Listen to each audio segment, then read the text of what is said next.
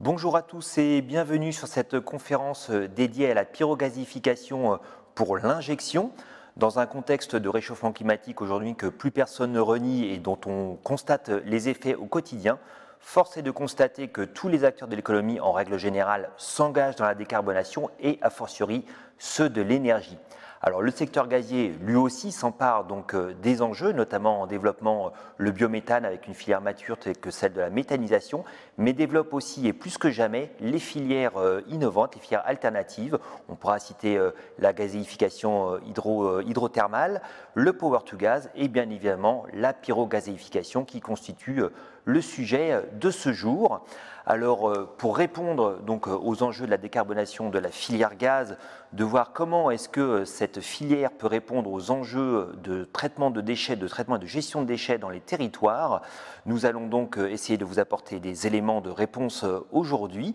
D'ailleurs, donc des éléments de réponse aux questions que vous pourrez vous poser, que vous pourrez nous poser tout au long donc, de cette matinée grâce à l'interface qui est à votre disposition. Mais en attendant effectivement de pouvoir y répondre de manière tangible, j'ai le plaisir d'accueillir sur ce plateau Bertrand Simon. Bonjour Bertrand.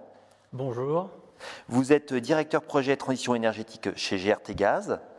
Et Sandy Sénéchal, vous êtes chef de projet pyrogasification. Bonjour. Bonjour David. Alors, de manière à nous éclairer donc, sur la pyrogasification, est-ce que, Bertrand, je peux vous donner la parole, mais peut-être avant déjà de nous détailler la pyro, est-ce que vous pouvez nous rappeler qu'est-ce que GRT Gaz ? Alors, GRT Gaz est le leader de transport en France et achemine le gaz depuis les points frontières jusqu'au réseau de distribution et aux clients industriels. Il faut savoir qu'en France, on consomme chaque année autant de gaz que d'électricité. GRT Gaz s'inscrit résolument dans une perspective de neutralité carbone du gaz qui transitera dans nos tuyaux en 2050. Et c'est à ce titre que l'entreprise soutient l'émergence des nouvelles filières de production de gaz renouvelable sur le territoire, la méthanisation qui se développe actuellement, demain d'autres filières comme la gazéification dont nous allons parler aujourd'hui, et puis après-demain l'hydrogène. Alors, à quels enjeux est-ce que répond la pyrogasification pour injection dans le réseau ? Alors, cette filière de pyrogasification pour injection dans les réseaux, elle répond à deux principaux enjeux.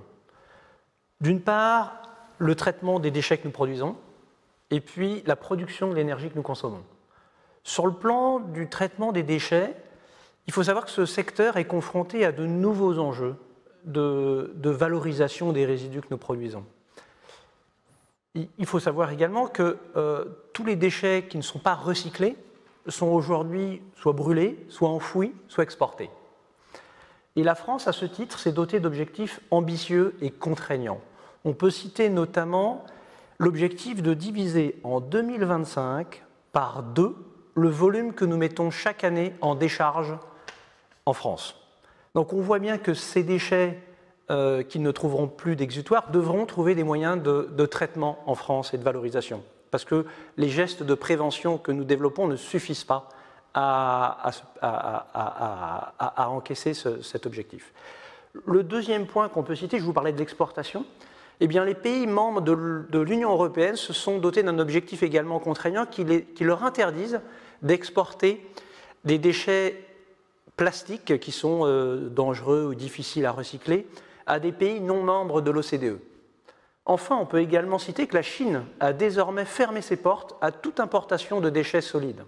Donc on voit bien ici que ces déchets qu'on avait l'habitude d'exporter à des pays, on devra les traiter nous-mêmes via des voies de traitement sur notre territoire.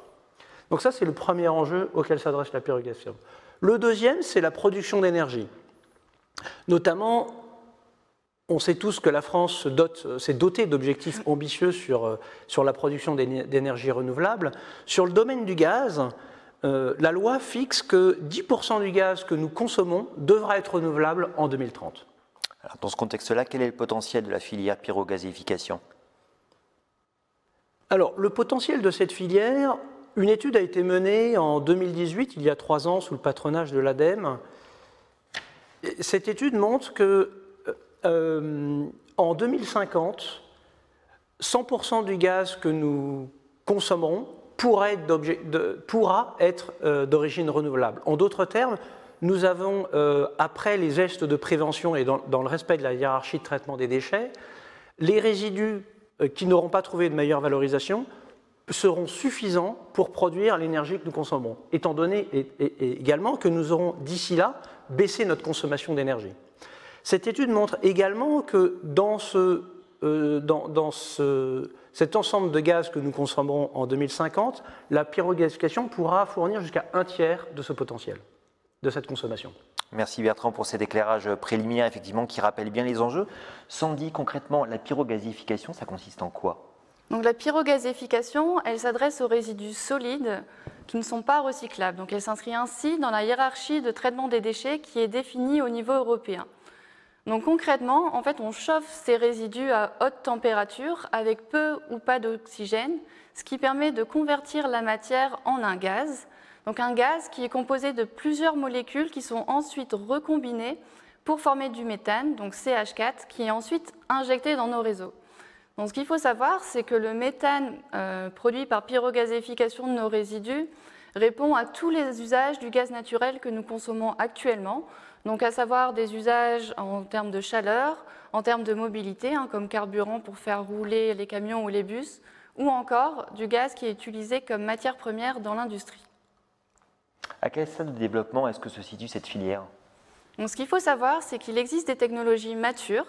Donc, je vous ai parlé des technologies de pyrogasification. Donc, aujourd'hui, on a 150 unités dans le monde qui convertissent à partir de pyrogasification de la biomasse ou des déchets. Et ensuite, on vient de voir pour la seconde étape de recombinaison des molécules. Donc, les technologies pour la conversion du gaz sont déjà utilisées actuellement dans des process industriels. Donc, on parle de technologies de méthanation ou d'épuration. Donc, finalement, l'enjeu technologique pour la pyrogasification, c'est de trouver le meilleur couplage des technologies qui permettra d'optimiser, in fine, la production de méthane. Donc, en termes de rendement, donc de rendement énergétique, on est sur des hauts rendements de 70 à 80%, c'est-à-dire que 70 à 80% de la biomasse est convertie ensuite en énergie valorisable. On est également sur une filière qui est compétitive par rapport aux autres voies de production de gaz renouvelables. Concrètement, qu'est-ce qu'on peut mettre dans le process de pyrogasification? Quels sont les intrants qu'on peut y mettre pour produire du gaz et de l'énergie? Donc, ce sont actuellement les intrants qui sont peu ou mal valorisés. Donc, on a distingué 23 familles de matières qui peuvent être adressables par pyrogasification. Donc, on les classifie en deux catégories. D'une part, la biomasse, d'autre part, les déchets. Donc, les déchets qui peuvent être renouvelables ou non. Donc ici, par exemple, dans la catégorie des déchets de type biomasse, on peut voir les palettes de bois, donc bois d'emballage, ou encore les résidus de l'activité de scierie.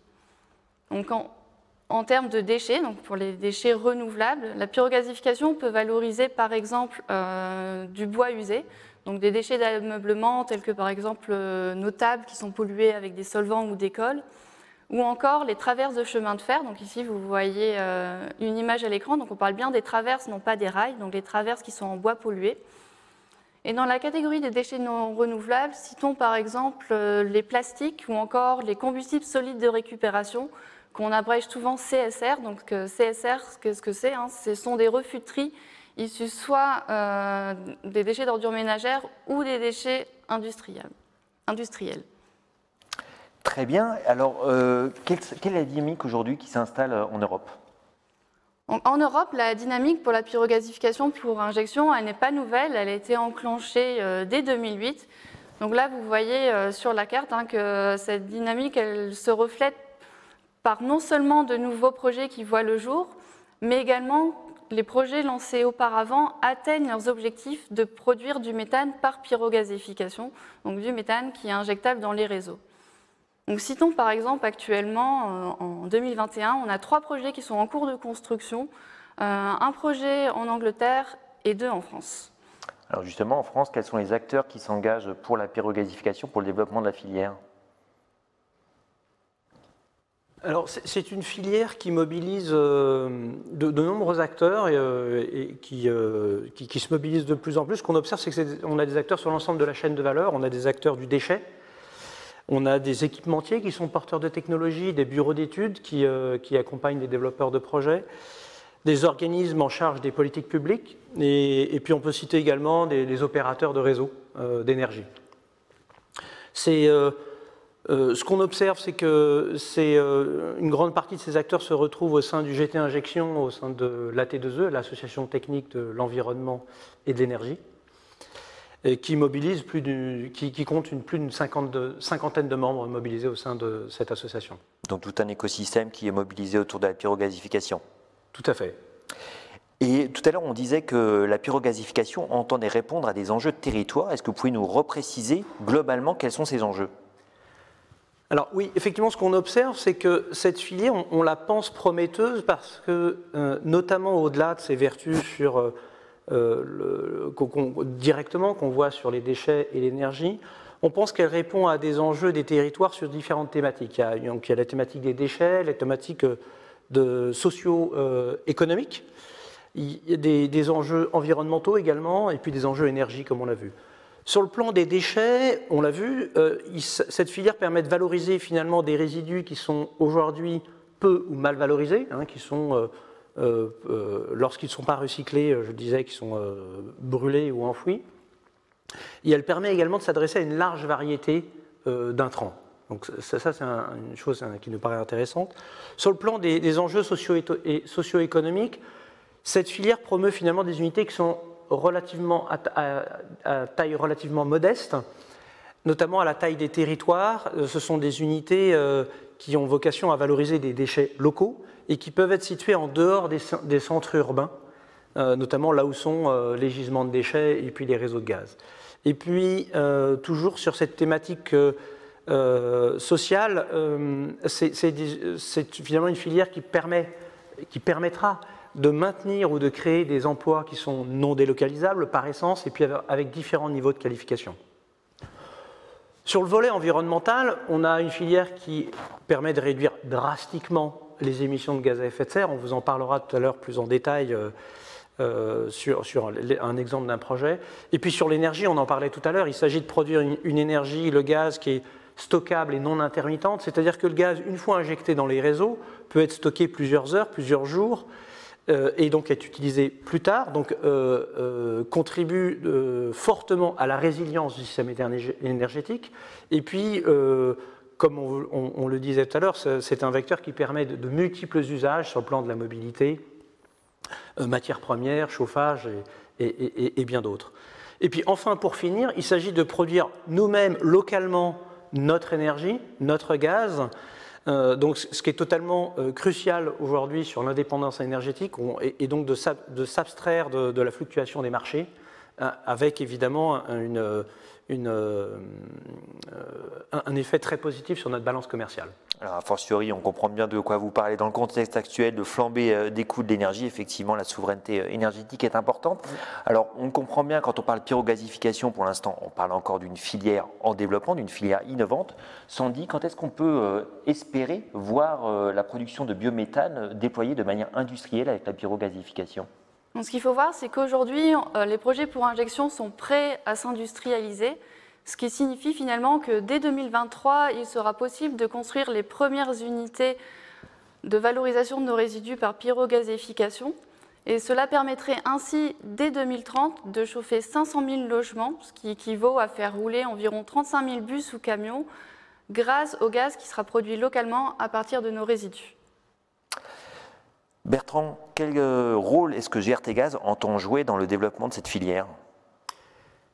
Alors, GRTgaz, comme vous le savez, s'investit sur 3 principaux axes. Le premier, c'est GRTgaz anime la filière. C'est une filière auquel on croit. Elle a un certain nombre de facteurs de succès et on croit réellement en ses vertus. Donc, on anime notamment le GT Injection au sein de la T2E qui fédère un certain nombre d'acteurs et dont l'objet est de créer les conditions d'industrialisation de cette filière. Donc, notamment, ça se passe par la réalisation d'études dans les domaines techniques, environnementaux et économiques. GRTgaz est également à l'écoute des besoins des territoires et accompagne les porteurs de projets pour les éclairer finalement sur les facteurs de succès et les points de vigilance du développement de leurs projets. Et puis enfin, concrètement, l'entreprise agit concrètement en soutenant l'industrialisation de la filière et notamment à nouer 4 partenariats qui réunissent autour de ces partenariats des acteurs institutionnels, des acteurs des déchets, des industriels et des équipementiers porteurs de technologies. Alors maintenant que nous avons replanté le décor quelque part s'agissant donc de la pyrogasification, de ses enjeux, des espoirs que font naître cette filière, je vous propose qu'on rentre dans le concret, donc en abordant tout de suite un projet qui a d'ores et déjà vu le jour, le projet Gobigaz. Sandy, est-ce que vous pouvez nous le présenter ? Donc, le projet Gobigaz, c'est un démonstrateur suédois, donc un démonstrateur à taille industrielle, puisqu'on parle d'une puissance de 20 MW de biométhane, ce qui correspond à la valorisation de 90 000 tonnes an de biomasse forestière valorisée par pyrogasification. Donc, ce qu'il faut savoir en Suède, c'est qu'on a un pays qui s'intéresse fortement aux solutions de décarbonation de son économie, et en particulier du secteur du transport, avec une taxe élevée qui est appliquée sur les combustibles fossiles.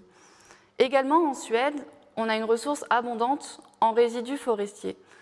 Donc finalement, l'objectif du démonstrateur Gobigaz, c'est de démontrer la faisabilité technique de la production de biométhane de haute qualité par gazéification de biomasse ligneuse, donc un biométhane produit qui sert pour des usages mobilité. Donc, on a plusieurs acteurs qui sont engagés, 5 acteurs engagés dans ce démonstrateur Gobigaz. Donc, tout d'abord, l'entreprise municipale de production d'énergie Göteborg Energy, qui est le principal client et qui a financé majoritairement ce projet. Ensuite, des équipementiers, donc l'équipementier finlandais Valmet qui a porté la section de gazéification, Jacobs pour la section méthanation, et enfin Brux qui s'occupe de la manutention des matières premières. Et enfin, un acteur européen, E.ON, qui a apporté une subvention de 4 millions d'euros au projet. Donc quand on vous écoute, on comprend bien que le projet il a d'ores et déjà pris corps, donc il est au-delà du stade de projet. Est-ce que vous pouvez nous représenter les grandes étapes en fait, qui ont jalonné donc, Gobigaz ? Donc oui, bien sûr. Donc, pour Gobigaz, la décision d'investissement a été prise en décembre 2010, avec également une subvention de 24 millions d'euros qui a été apportée par l'Agence suédoise de l'énergie. Donc 3 ans plus tard, fin 2013, le projet est mis en service avec une première gazéification. Donc ce qu'il faut voir, c'est que seulement 1 an plus tard, en fin 2014, le projet Gobigaz injecte déjà du biométhane sur le réseau. Et donc finalement, sur la période de 2015-2018, le projet fonctionne en continu, donc en continu en particulier avec des granulés de bois. Et ce qu'il faut voir, c'est que Gobigaz, c'est un démonstrateur. Donc, il a également servi pour des tests sur d'autres intrants, sur cette période 2015-2018, pour finalement cumuler, dès 2018, 12 000 heures de fonctionnement au total. Donc, finalement, c'est un projet qui a pu démontrer la faisabilité de produire du biométhane par pyrogasification de biomasse forestière. Alors justement, quels sont les différents types de matières premières qui peuvent entrer dans Gobigaz ? Donc, Gobigaz a été dimensionné pour fonctionner avec des granulés de bois, donc en particulier des connexes de scierie. Donc on a 10 000 heures de fonctionnement qui ont été réalisées sur ces granulés de bois. D'autres intrants ont pu être testés, tels que des copeaux de bois issus de grumes de mauvaise qualité qui n'est pas utilisé par l'industrie forestière, mais également des écorces qui proviennent d'une usine de pâte à papier, mais aussi du bois de classe A. Donc, du bois de classe A, c'est du bois de palette récupéré. Donc à savoir que ces différents intrants, bien sûr, ces biomasses, elles ont été utilisées séparément et sur des périodes différentes. Alors à partir de cette matière première, donc ces intrants, quel est le procédé physico-chimique qui permet de produire du biogaz ? Donc comme on l'a vu, Gobigaz, il vise à produire du biométhane qui est injecté dans nos réseaux. Donc on cherche à maximiser le méthane CH4 produit. Donc comment ? Donc concrètement, on introduit la biomasse forestière dans le gazéifieur, où elle est convertie sous l'effet de la chaleur et de l'injection de vapeur d'eau en gaz. Donc on a également une partie solide qui est, elle, transportée vers une zone de combustion, donc qui permet ainsi de fournir la chaleur qui est nécessaire à la gazéification. Donc on obtient ainsi, par pyrogazéification, un gaz qui est composé de méthane, mais seulement en partie, car il est composé également d'hydrogène, de CO et de CO2. Donc ce gaz, on l'épure des composés tels que les particules, les composés chlorés. On ajuste ensuite le rapport entre les molécules d'hydrogène d'une part et celles de CO2 d'autre part, grâce à une réaction de gaz à l'eau, un water gas shift. Et ensuite, on recombine ces molécules en CH4 par méthanation, pour ensuite tout simplement sécher le gaz et l'injecter dans les réseaux. L'objectif, effectivement, c'est d'injecter le gaz dans les réseaux. Le gaz les molécules qu'on peut y insérer ne sont pas n'importe lesquelles, elles sont normalisées, tout ça est assez cadré. Est-ce qu'on peut voir avec vous Christophe Tastard? Bonjour, vous nous rejoignez donc en duplex. Est-ce que vous m'entendez, Christophe? Bien, oui. Est-ce que vous m'entendez, vous? On vous entend très bien. Vous êtes délégué recherche et développement innovation donc au Research Innovation Center for Energy, le RICE, donc le centre de recherche GRT Gaz. Vous avez particulièrement travaillé donc pour qualifier les gaz qui sont issus de ce procédé de pyrogazéification. Est-ce que vous pouvez nous donner votre éclairage? Est-ce qu'il est directement injectable? Quelles sont ses qualités? Bonjour à toutes et à tous. Alors, je suis ravi de pouvoir vous présenter ce retour d'expérience sur la campagne d'analyse que nous avons réalisée à Gobigaz. Alors, pour amorcer cette session autour de la qualité des gaz, j'aimerais d'abord vous présenter la raison pour laquelle nous avons réalisé ce type de mesure, en ouvrant la discussion autour de deux questions. Alors, la première, qu'est-ce que la qualité des gaz? Et la deuxième, pourquoi a-t-on besoin de mesurer cette qualité des gaz? Alors, loin de moi l'idée de vous faire un cours complet de chimie, je pense que nous n'avons pas le temps et peut-être que nous risquerions de perdre quelques connectés. Mon idée est plus de vous donner une idée macro de cette notion de qualité des gaz qu'on peut retrouver dans des gaz que vous connaissez déjà bien, le gaz naturel, le biométhane de méthanisation. Alors, ce qu'il faut savoir, c'est que ce type de gaz est composé majoritairement de méthane, c'est l'alcane principal avec un seul carbone, mais ces gaz contiennent également, donc Sandy vous a présenté donc, déjà quelques petites molécules, qui contient également d'autres familles de molécules comme l'azote, l'hydrogène, le CO2 et quelques composés à des teneurs un peu moins importantes. Donc, globalement, ce qu'il est important de voir, c'est qu'on a besoin de connaître un petit peu cette cartographie. Alors maintenant qu'on a vu que le gaz donc, était composé de différentes familles de molécules, majoritairement du méthane, comment mesure-t-on cette qualité des gaz? Alors tout simplement par des techniques de prélèvement. Alors on doit voir à l'écran le Research Innovation Center en action, en train de faire un prélèvement sur le terrain. On fait des prélèvements sur différents types de supports que l'on va ensuite coupler à des méthodes analytiques pour pouvoir obtenir des résultats de mesure. Alors qu'est-ce qu'on recherche finalement? On cherche à savoir quels composés sont présents dans ces gaz et à quelle teneur.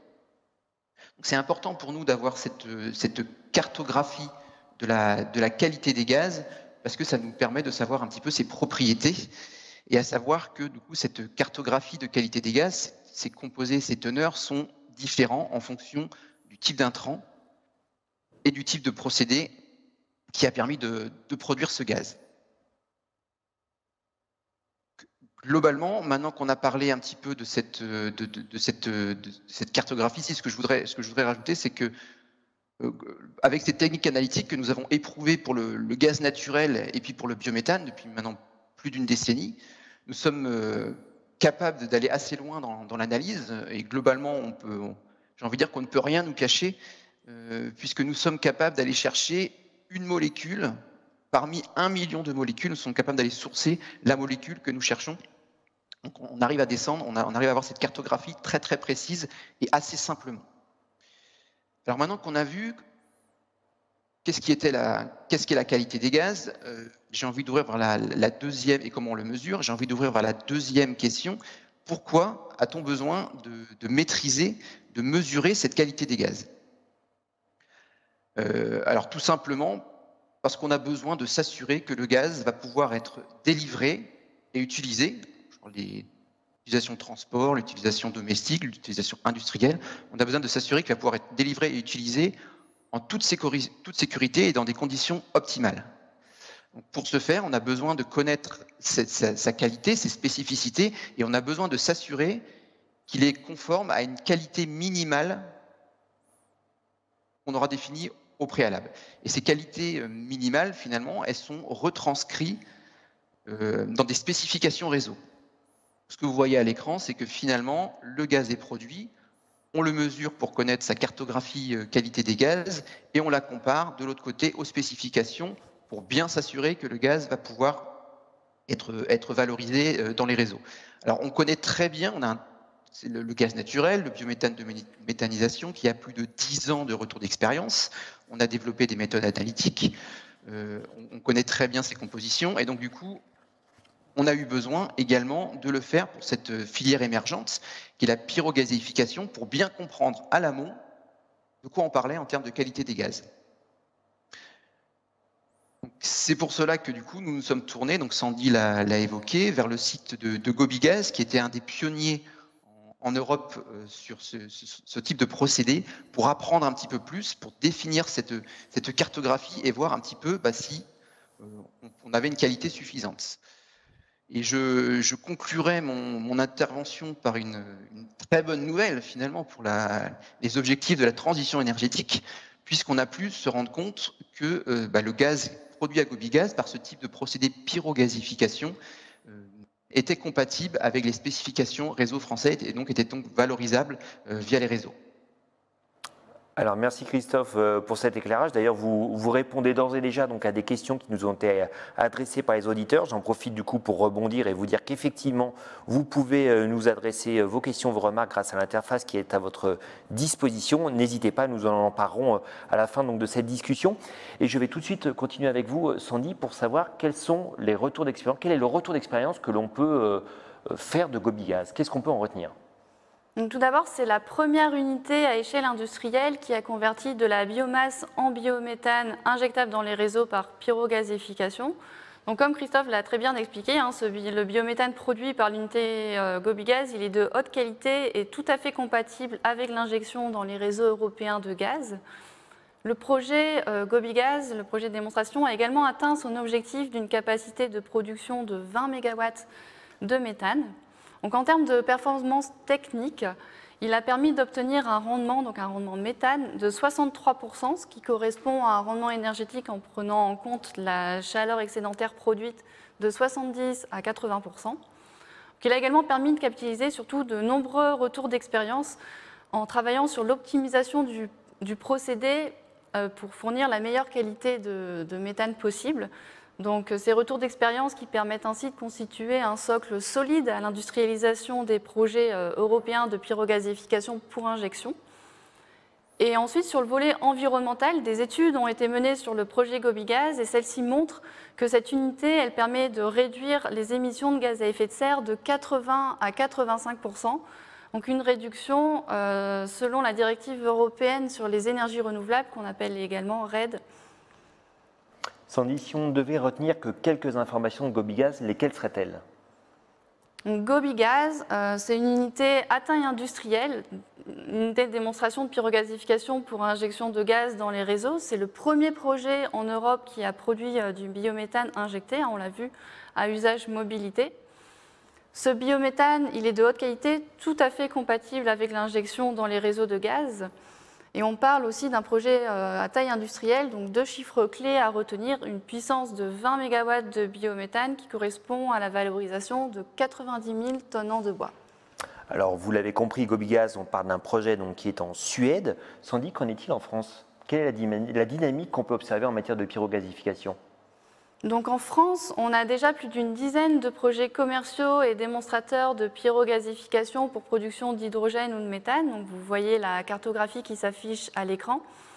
Donc on observe une forte dynamique de cette filière en France avec déjà, donc comme on vient de le voir, plus d'une dizaine de projets, des projets qui existent sur l'ensemble du territoire français avec des unités à l'échelle des territoires, puisque la taille des projets qui émergent en France, elle est inférieure à 20 MW de méthane, ce qui correspond à la valorisation de 70 000 tonnes d'intrants.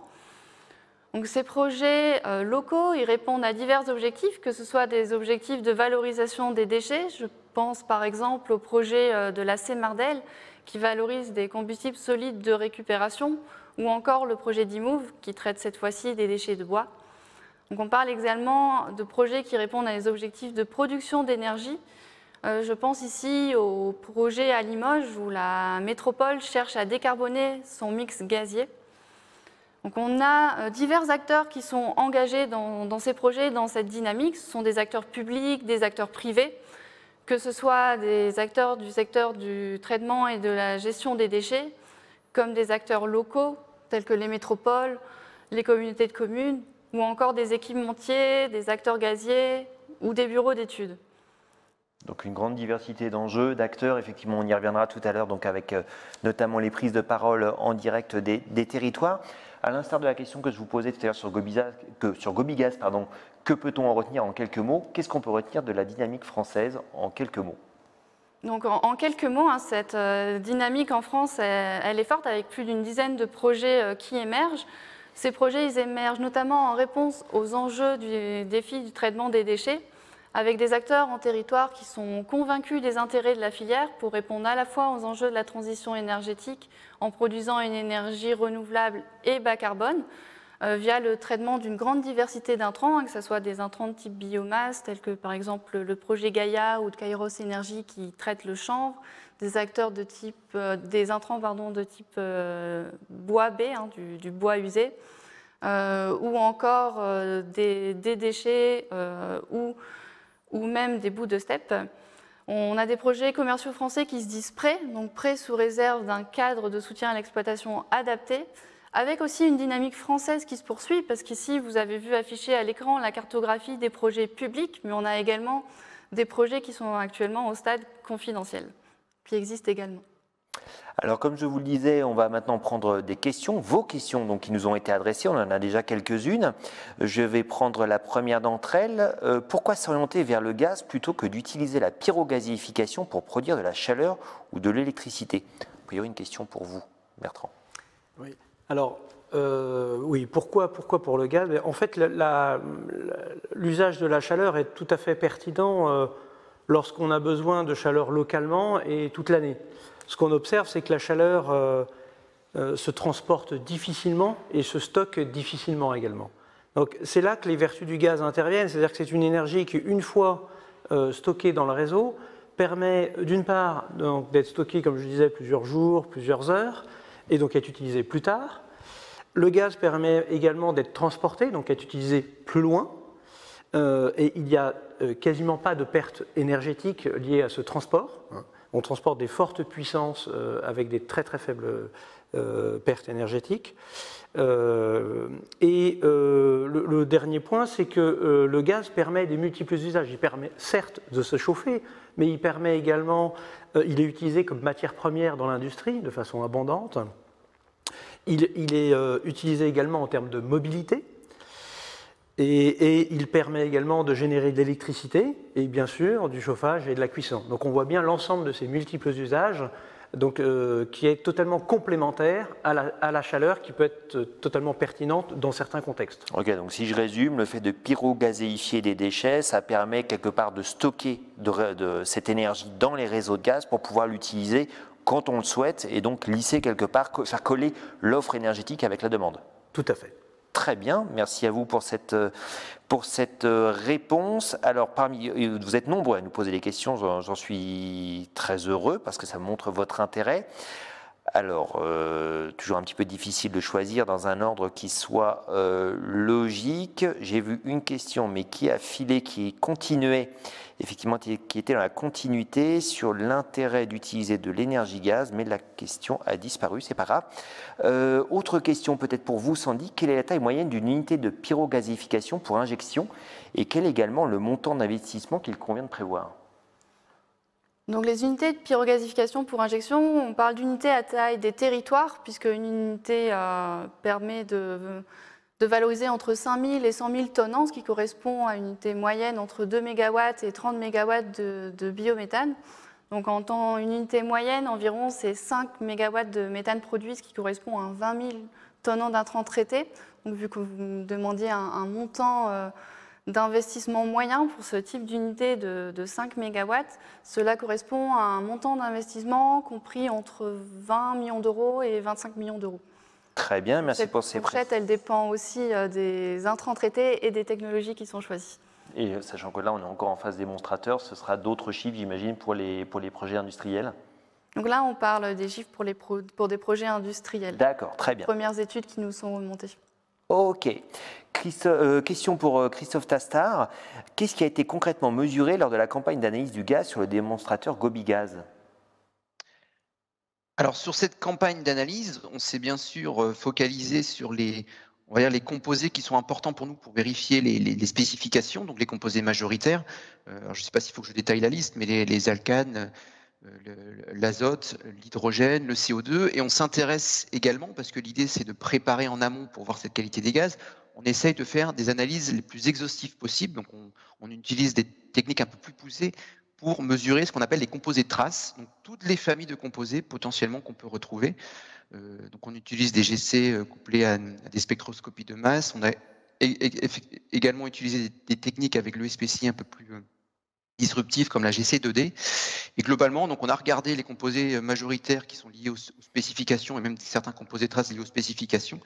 Et on a poussé un petit peu plus loin. Alors, on va pas des familles azotées, différents types de petits composés qui nous ont permis d'acquérir des connaissances un petit peu plus larges que les simples spécifications. Alors, on a une question qui reprécise encore un petit peu, enfin, qui demande encore plus de précision. Pouvez-vous nous rappeler les proportions en sortie de pyrogazéification, méthane, hydrogène, monoxyde de carbone et dioxyde de carbone? Je vais peut-être plus me tourner vers Sandy pour la partie procédé. Sandy, Bertrand, qui veut s'emparer? En sortie de pyrogazéification, la composition du gaz dépend éminemment des technologies et des intrants. Mais globalement, on a une forte proportion d'hydrogène et de composés carbonés. Donc, alors quand vous dites forte proportion d'hydrogène, c'est combien de pourcents? Ça peut varier entre 15 et 50%. Donc vous voyez, la plage est très très large en fonction des intrants, des technologies. Et de CH4, qui est pareil, la proportion peut varier dans ces mêmes ordres de grandeur en fonction des technologies et des intrants. Et puis également d'autres composés carbonés que sont le monoxyde de carbone et le dioxyde de carbone qui seront recombinés ensuite avec l'hydrogène lors de la méthanation. Alors Sandy, Bertrand évoque jusqu'à 50% d'hydrogène. Effectivement, on comprend bien qu'on ne peut pas l'injecter directement dans les réseaux. C'est la raison pour laquelle derrière, on a une étape de méthanation pour de manière à recombiner l'hydrogène, le monoxyde de carbone et donner donc du CH4. Oui, tout à fait. En fait, l'objectif dans un second temps, c'est de maximiser in fine la production de méthane CH4. Donc on recombine, grâce à l'étape de méthanation, l'hydrogène avec le CO et le CO2. Et donc cette réaction chimique permet de nous donner du méthane. Et au final, quand on injecte dans les réseaux, on a combien de pourcents d'hydrogène? On a 100% de méthane? Ou on a encore un petit résidu d'hydrogène? Donc là, par exemple, on vient de parler de la campagne Gobigaz. On a des résultats qui montrent que le projet permet de produire en moyenne 97% de méthane. Donc après, on a également des traces, mais des traces qui permettent de répondre aux spécifications des réseaux. Exactement, compatibles aux exigences des réseaux. Merci à vous pour ces éclairages. Effectivement, il y a un petit peu de chimie, de physico-chimie dans les discussions. Je pense, enfin j'espère en tout cas qu'on est suffisamment clair pour tout le monde. Le cas échéant, n'hésitez pas à nous reposer effectivement des questions s'agissant donc de ces aspects scientifiques. Sandy, toujours, pour avoir une meilleure vision de la dynamique de cette filière en France, donc dans la continuité des propos que vous aviez tout à l'heure, que vous teniez, pourriez-vous nous indiquer le nombre total de projets en incluant ceux qui sont apparemment confidentiels? Personne bien renseignée, semble-t-il. Oui, alors effectivement, donc là on a parlé, on voyait 15 points affichés sur la carte de projets qui ont communiqué publiquement. Si on prend en compte également les projets qui sont à ce stade confidentiels, il faudrait encore doubler le nombre d'initiatives. Donc le nombre d'initiatives globales des projets de pyrogazéification en France s'élève à environ une trentaine de projets dont on ne peut bien sûr pas communiquer le détail à ce stade. Très bien. Autre question, dans les projets qui ont été présentés donc, dans votre cartographie, quels sont ceux qui utilisent des technologies françaises ? Alors oui, c'est vrai qu'on a différentes catégories de projets. On a des projets qui s'appuient sur des technologies étrangères, mais ce qu'il faut voir aussi en France, c'est qu'on a de nombreux équipementiers qui ont développé des technologies avec plus d'une centaine de brevets qui ont été déposés à la fois sur des technologies de pyrogazéification, mais également sur des technologies de méthanation. Alors, autre question, donc vous êtes nombreux, hein, ça bouge beaucoup, effectivement, preuve de votre intérêt donc, pour ces questions de pyrogasification. Bertrand, la méthanation peut-elle se faire uniquement à partir de l'hydrogène et de CO2 non, plutôt une question pour Sandy en fait. La méthanation peut-elle se faire uniquement à partir de l'hydrogène et du CO2 en sortie ou nécessite-t-elle de la génération supplémentaire d'hydrogène?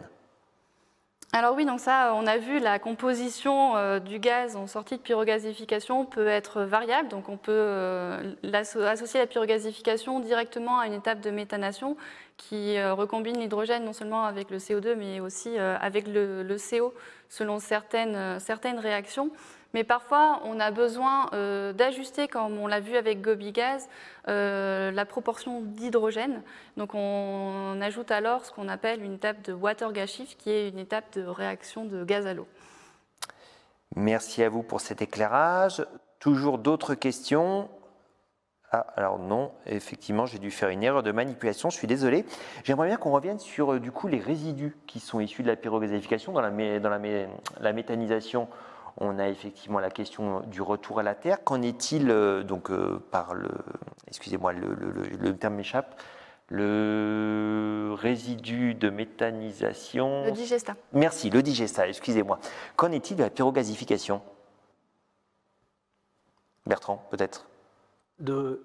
Sur les résidus de... Sur les résidus issus de la pyrogasification. On a les digestats s'agissant de la méthanisation, donc oui. Ils sont bons à l'épandage. Oui. Qu'est-ce qui ressort de la pyrogasification? Alors, la pyrogasification, pour une application de type production de gaz, transforme l'essentiel de la matière solide en du gaz.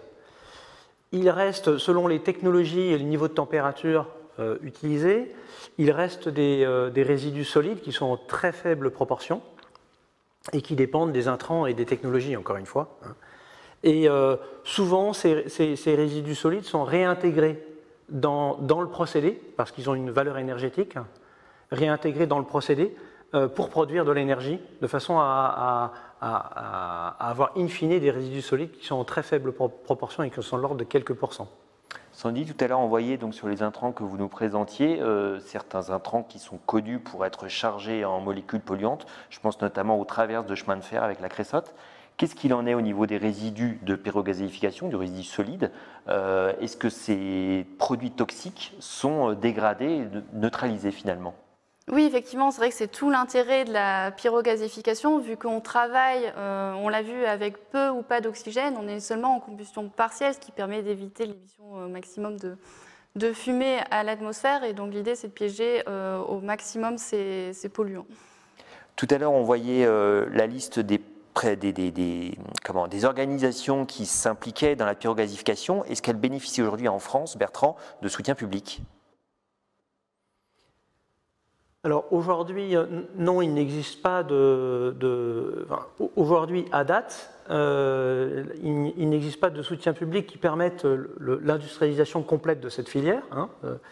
Il existe un certain nombre d'aides à l'investissement et aujourd'hui est en train de se déployer un cadre en France lié au soutien de ces projets. Merci Bertrand. Petite question de sémantique. Parle-t-on bien de syngaz en sortie de pyrogasification et diméthane en sortie de méthanation? C'est vrai qu'on s'y perd un peu dans tous ces termes au final. Est-ce que vous pouvez nous refaire un petit, pas un cours, mais un petit aperçu? Donc première étape, donc on voit bien, on pyrogasifie les déchets, ce qui permet d'obtenir un gaz qui est composé de méthane, CO, CO2, hydrogène. Donc on l'appelle syngaz ou gaz de synthèse. Donc une fois que les molécules sont recombinées, on a in fine du méthane. Donc un biométhane qui est de catégorie biométhane si on a en entrée une matière renouvelable, ou un méthane qu'on peut qualifier de bas carbone si on a en entrée des déchets qui ne sont pas renouvelables. Très bien, merci à vous pour ces questions, merci à vous pour les éléments de réponse que vous avez pu y apporter. Je vous propose que nous continuions donc le cours de cette matinée. Je le disais tout à l'heure, et nous en parlions effectivement, l'opportunité de la pyrogasification pour les territoires. Je vous remercie donc d'avoir participé, Sandy, Bertrand et Christophe, qui est donc toujours avec nous en duplex pour vos éclairages. Je vous propose donc de quitter la salle et je vais donc passer à la seconde session avec donc la prise de parole des territoires et des opportunités que constitue la pyrogasification pour la gestion des déchets.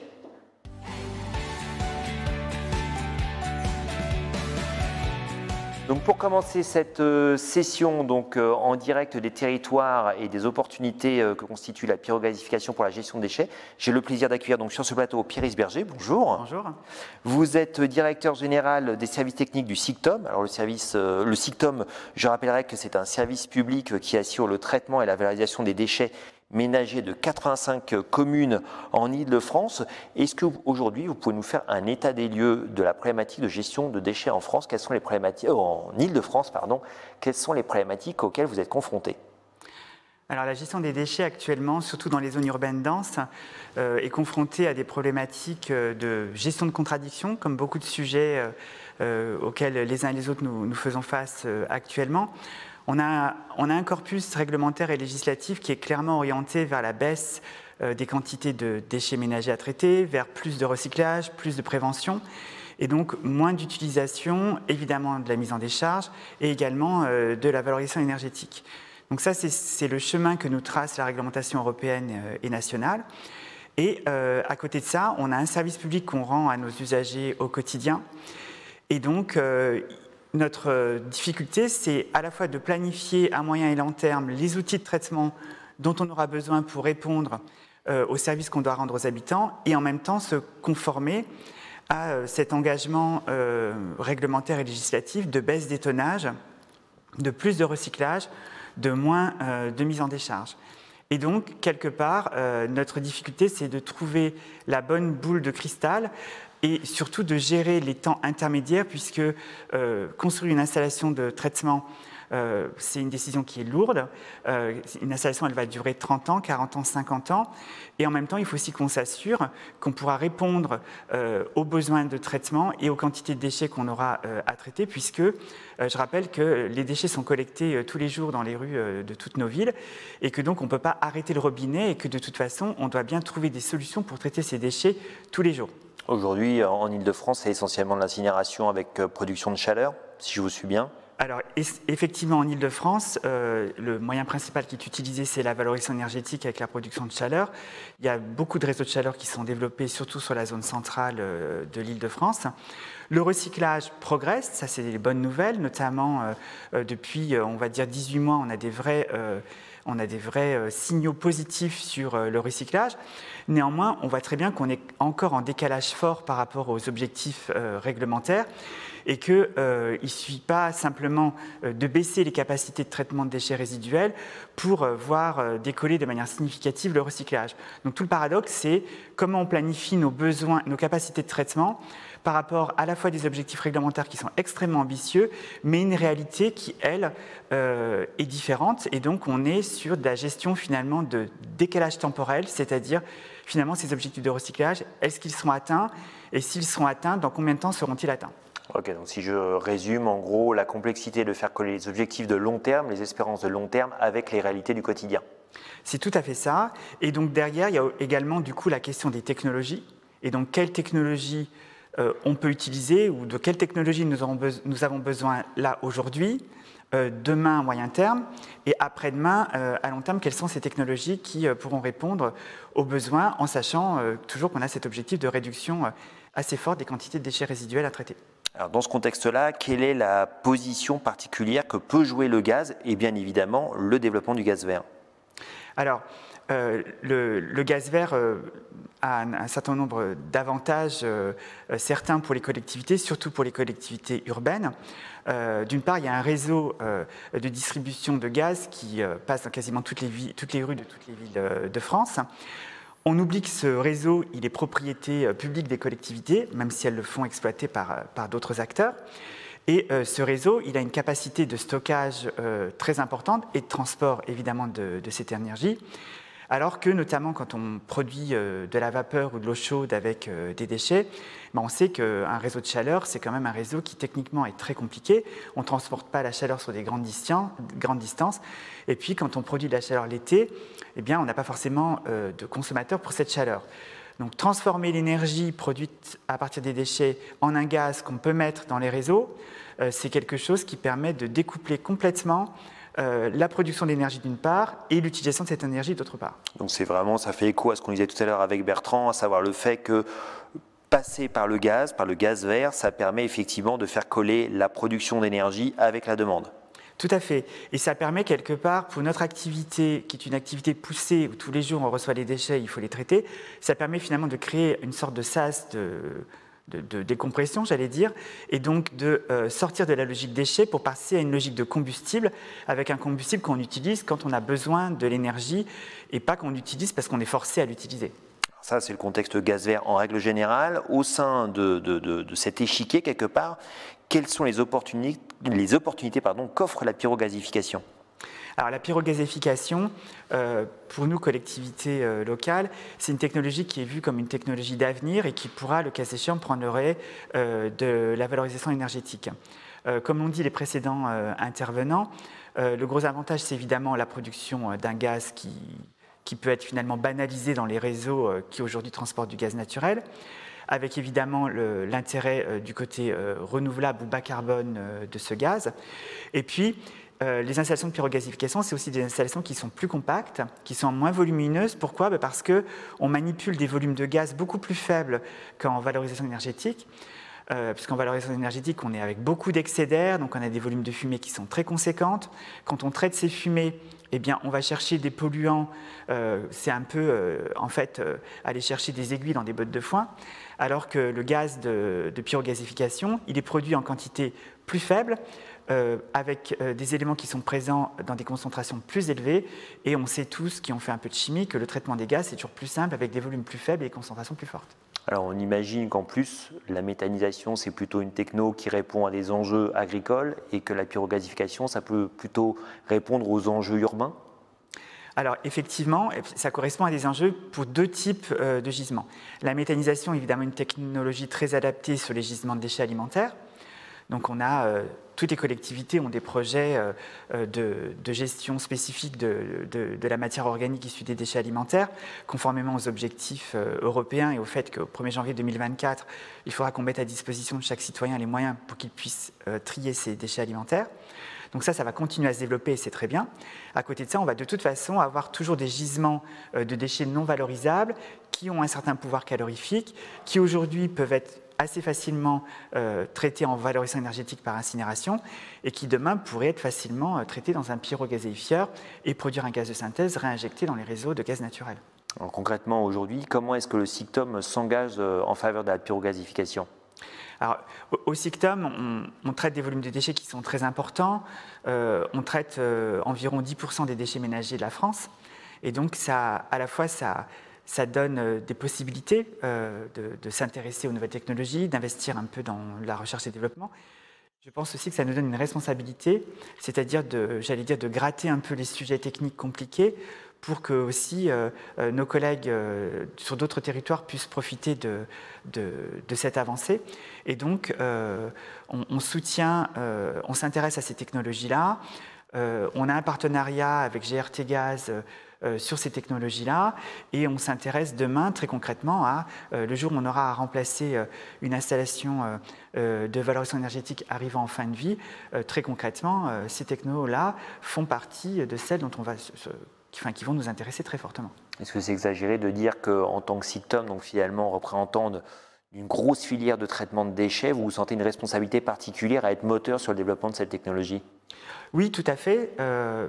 On pense qu'on doit modestement apporter notre contribution, j'allais dire, à l'édifice, et que ces technologies-là, elles ont un vrai avenir pour la gestion publique des déchets, et que donc il faut que nous, on apporte notre contribution, et c'est dans ce cadre-là qu'on s'investit. Est-ce que vous avez un agenda qui est prévu, une espérance en matière d'aboutissement de cette technologie de pyrogazéification en région Île-de-France ? Alors, on n'a pas d'agenda particulier, mais on pense que dans moins de 10 ans, on pourrait voir une installation de traitement de combustible solide de récupération, par exemple, en utilisant ces technos-là, qui serait une installation industrielle qui traiterait plusieurs dizaines de milliers de tonnes de CSR, voire qui dépasserait les 100 000 tonnes. Donc, du coup, une interface intéressante sur ce qu'on évoquait tout à l'heure, le décalage temporel entre les objectifs à atteindre et les impératifs du quotidien. La pyrogasification peut jouer un vrai rôle là-dedans.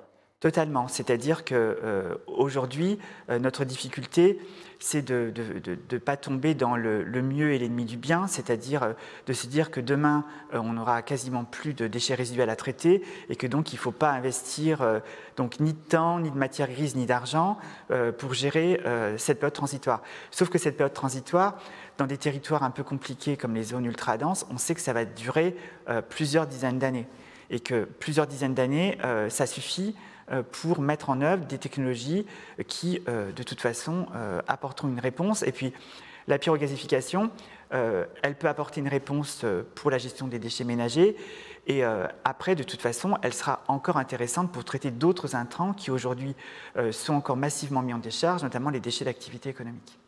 Merci Pierre pour cet éclairage, s'agissant de la région Île-de-France. Autre territoire, autre problématique, autres enjeux. Et pour cela, j'accueille tout de suite Julien Jiménez. Bonjour. Julien Jiménez, bonjour. Merci de nous rejoindre. Vous êtes à la direction de l'énergie et du climat de la région Nouvelle-Aquitaine. Alors, à l'instar de Pierre que l'on vient d'entendre, qui nous rappelait les enjeux en matière de traitement de déchets, de gestion de ces déchets en région Île-de-France, quels sont les grands enjeux auxquels vous faites face en région Nouvelle-Aquitaine ?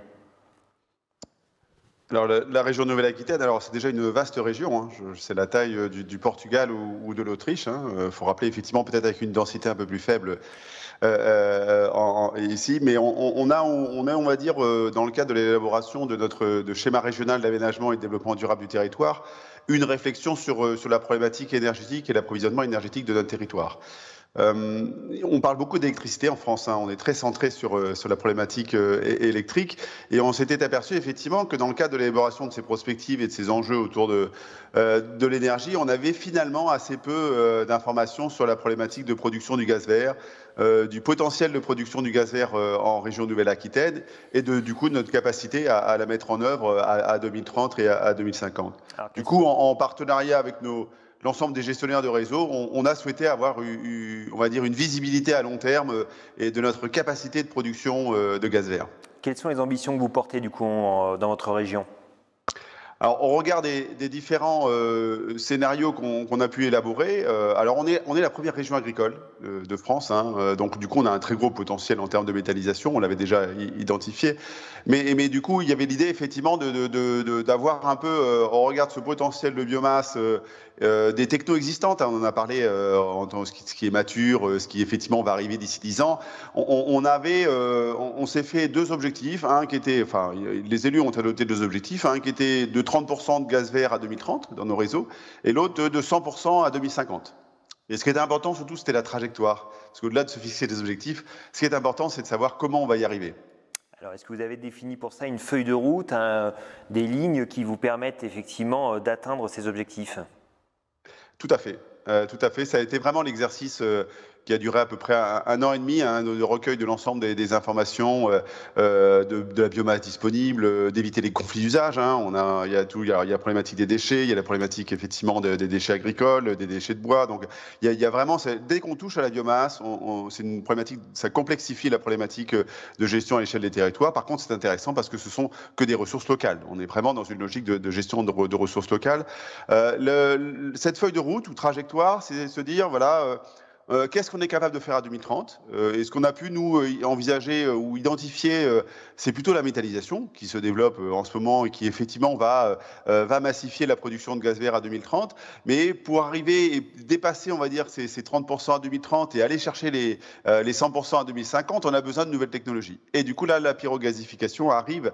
Et je crois que ça a été évoqué, effectivement, sur votre plateau. On a, nous aussi, une visibilité à 10 ans sur des unités industrielles économiquement viables en termes de pyrogasification, ce qui pourrait représenter à peu près 22% de la production de biogaz à 2050.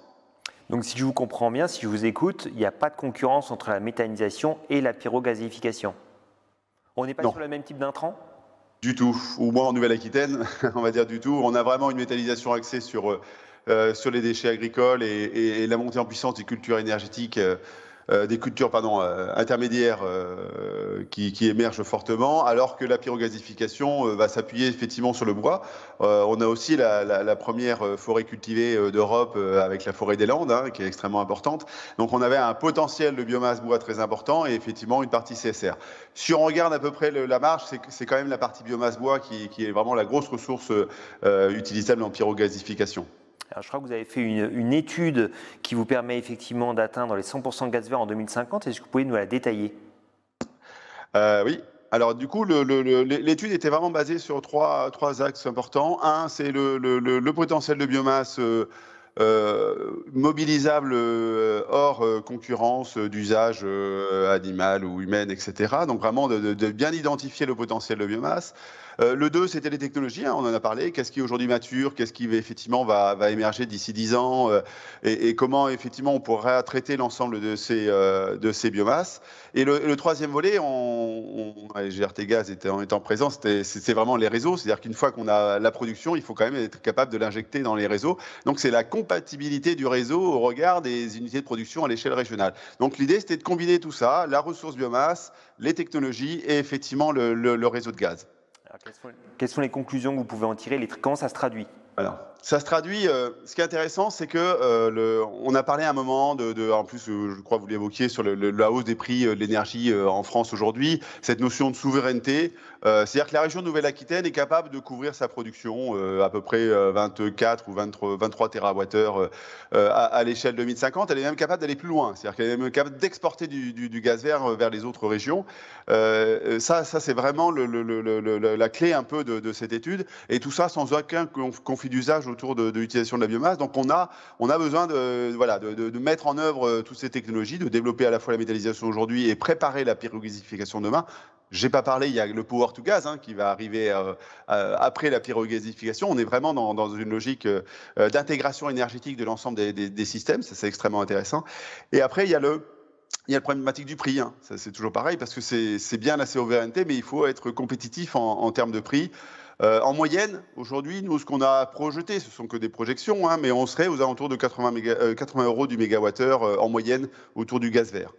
Voilà, ce qui est à peu près atteignable avec naturellement une taxe carbone qui augmenterait et qui est fortement d'ici 2050. Donc le croisement de l'augmentation de la taxe carbone et effectivement l'amélioration des technologies ferait qu'on serait sur des choses à peu près raisonnables en termes de prix. Alors Pierre Isbergy disait tout à l'heure qu'en région Île-de-France, l'un des gros avantages du gaz, c'est de pouvoir s'appuyer sur le réseau de distribution, donc sur les réseaux d'ailleurs de gaz tout court. Est-ce qu'on peut dire que la situation est comparable, identique en région Nouvelle-Aquitaine, sachant qu'on est quand même sur des zones plus rurales? Exactement. Et une région assez inégale sur cette partie-là, peut-être effectivement des zones urbaines bien connectées au réseau de gaz et des zones un peu rurales. On a des départements qui effectivement sont très très peu couverts par des réseaux. Donc ça a été un travail assez intéressant à réaliser avec les gestionnaires, que ce soit les distributeurs et les transporteurs, pour savoir comment ce maillage, on va dire, de réseau de gaz pourra s'adapter à cette production. Alors, c'est globalement 5900 km de réseau de gaz supplémentaires. 22%, on augmente de 22%. Mais surtout, ce qui va être intéressant, c'est que dans ce prix, on va dire en moyenne de 80 €, le réseau de gaz, c'est que de 3 €. Finalement, l'adaptation du réseau de gaz n'a pas un impact significatif sur le coût de l'énergie. Alors, pendant que vous répondiez à ma question, j'ai essayé de prendre des questions effectivement de notre auditoire, mais je ne sais pas si en technique on peut m'apporter une nouvelle tablette parce que je n'ai plus les questions qui s'affichent. Petit souci. Néanmoins, alors, on va tâcher de régler ça rapidement. Voilà, je peux vous donner quelques chiffres supplémentaires. En 2050, c'est 830 installations, 730 installations de méthanisation, 67 installations de pyrogasification et 35 installations de power to gas. Donc on a vraiment un panel de l'ensemble des technologies. Merci à vous, effectivement. Et pendant que vous répondiez à la question que vous êtes vous-même posée, je vous en remercie, on m'a redonné une nouvelle tablette, donc avec une première question pour Pierre Isbergy. On remarque que les objectifs de réduction des déchets recyclage sont ambitieux. Y aura-t-il assez de déchets pour la pyrogasification? Alors, oui, dans la mesure où aujourd'hui, il y a des ambitions très fortes sur la part déchets ménagers, mais on a une gestion en France administrative qui, pour l'instant, est assez fortement cloisonnée entre les déchets produits par les ménages et les déchets qui sont produits par les activités économiques. Néanmoins, il y a quand même des liens qui sont très forts en termes de typologie de déchets et les installations de pyrogasification, le jour où il n'y aura plus assez de déchets ménagers pour produire du CSR et mettre ça dans un pyrogasifieur, il y aura de toute façon d'autres gisements qui pourront prendre le relais. Comme l'a indiqué Sandy tout à l'heure, le type de gisement mobilisable dans ces pyrogasifieurs, c'est effectivement très large. C'est le gros avantage de la pyrogazéification par rapport notamment à la méthanisation, j'imagine? Oui, c'est-à-dire le type de gisement traitable, il est plus varié. Ce sont des technologies finalement qui permettent d'absorber plus de choses, enfin des choses davantage hétérogènes.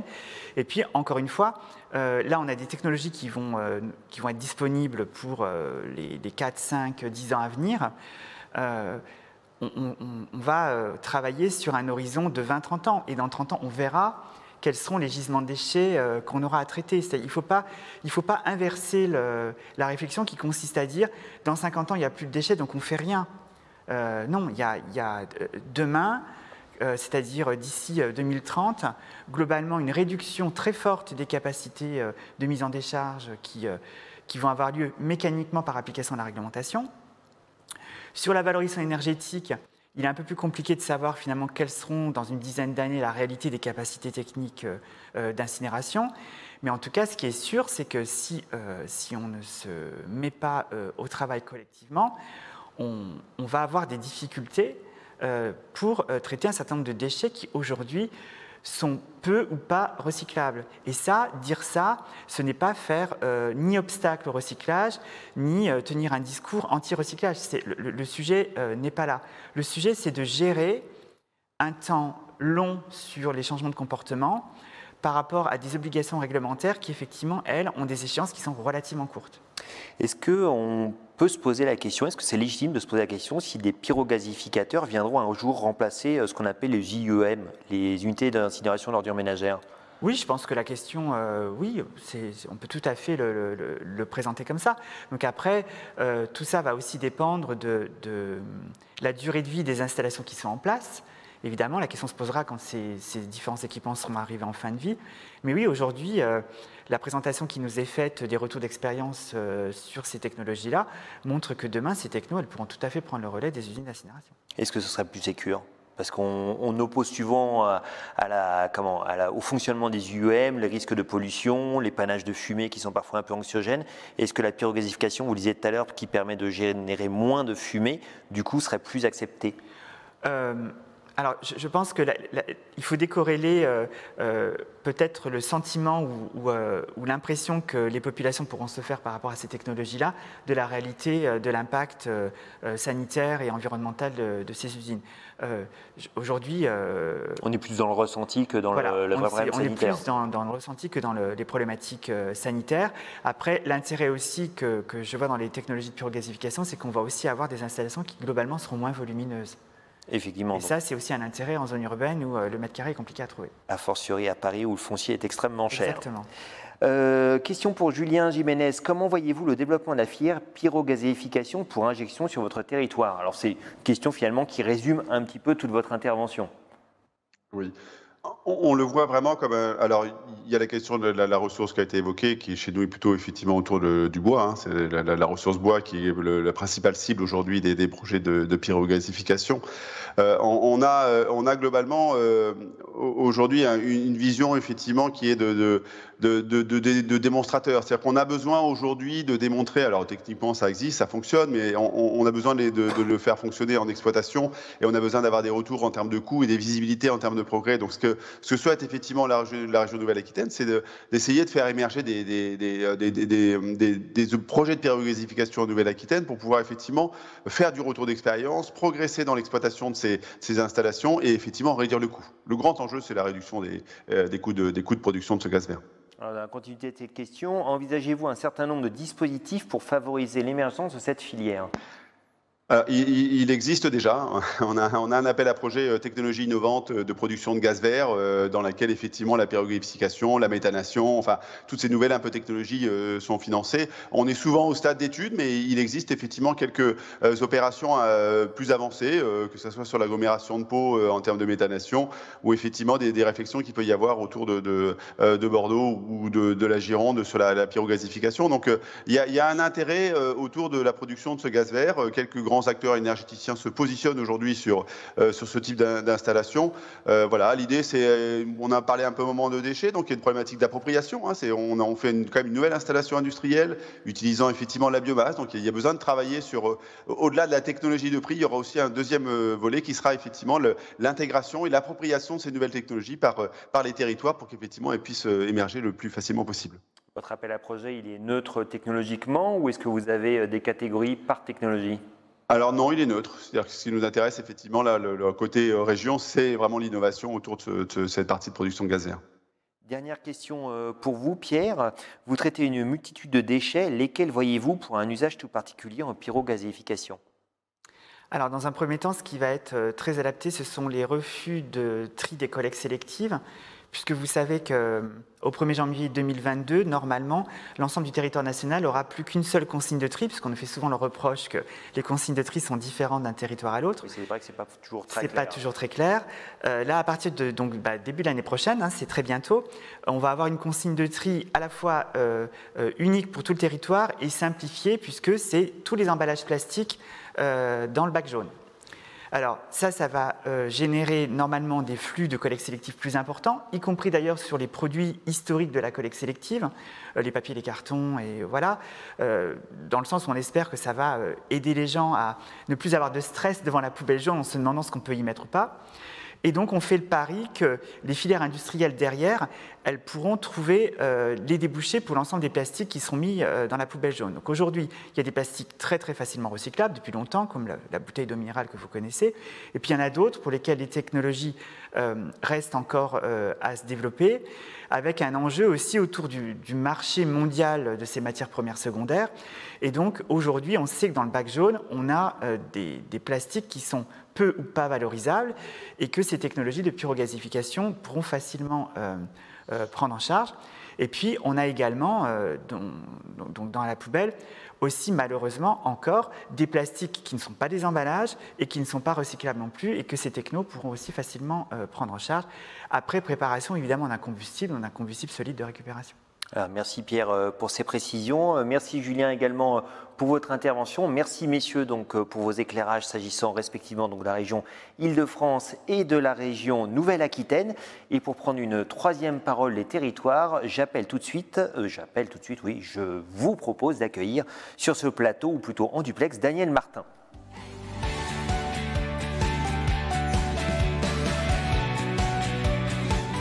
Donc Daniel Martin, bonjour. Vous êtes avec nous en direct de la région Aura, la région Auvergne-Rhône-Alpes.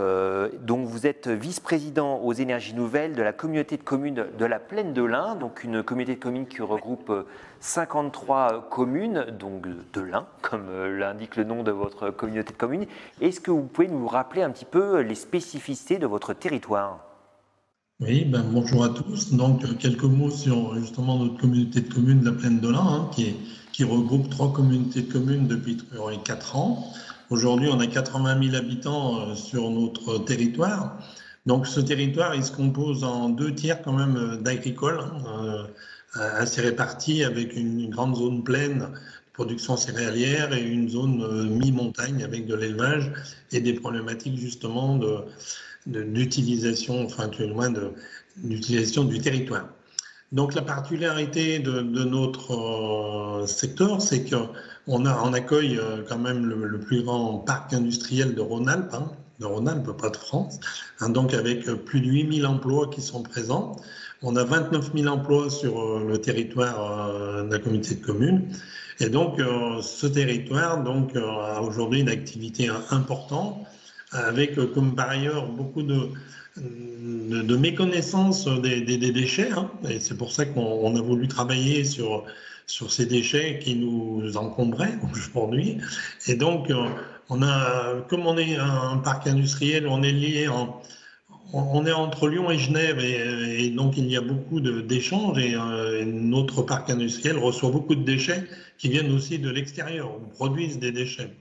Donc il faut que derrière on ait cette utilisation. Notre premier centre de travail ici, il est à plus de 50 km et aujourd'hui ça pose des problèmes justement de valorisation. Donc par rapport à cela, donc on a essayé de travailler justement sur quels sont les volumes qui sont présentés et qui sont présents chez nous. Hein. Donc les premiers encombrants, c'est les encombrants, comme le disaient mes prédécesseurs dans leur exposé. Hein, c'est tout ce qui aujourd'hui est en refus de tri, avec une grosse partie aussi, hein, c'est plus de 18 000 tonnes par an qu'on a pu recenser. Et puis, donc, on a les bois baies, hein, alors bois baies qui peuvent être des palettes ou des bois qui ont été peints ou sur lesquels on est en train de renouveler. Donc, c'est là aussi très important, hein, puisqu'on a aussi une région, notre communauté de communes prend entre 600 et 1000 habitants par an en plus. Donc, on voit qu'il y a une grosse rénovation aussi de l'habitat et ceci en fait partie. Mais on a aussi certains gisements qui sont encore pas étudiés, hein, et des gisements qui interviennent beaucoup maintenant et qui vont arriver, c'est tout ce qui est les EPI, hein, les équipements particuliers, donc souillés, hein, des activités économiques, puis peut-être un peu en moins, hein, mais les masques aussi qui arrivent en grande quantité et qui feront partie des choses sur lesquelles il faut qu'on retravaille.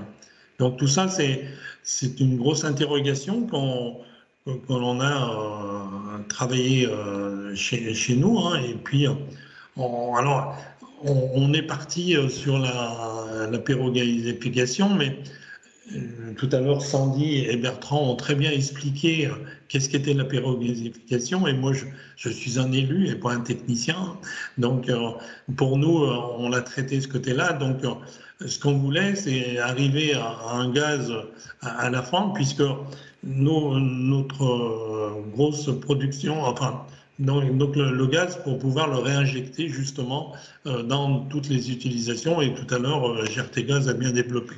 Alors pour arriver à ça, on a créé Pleine Énergie.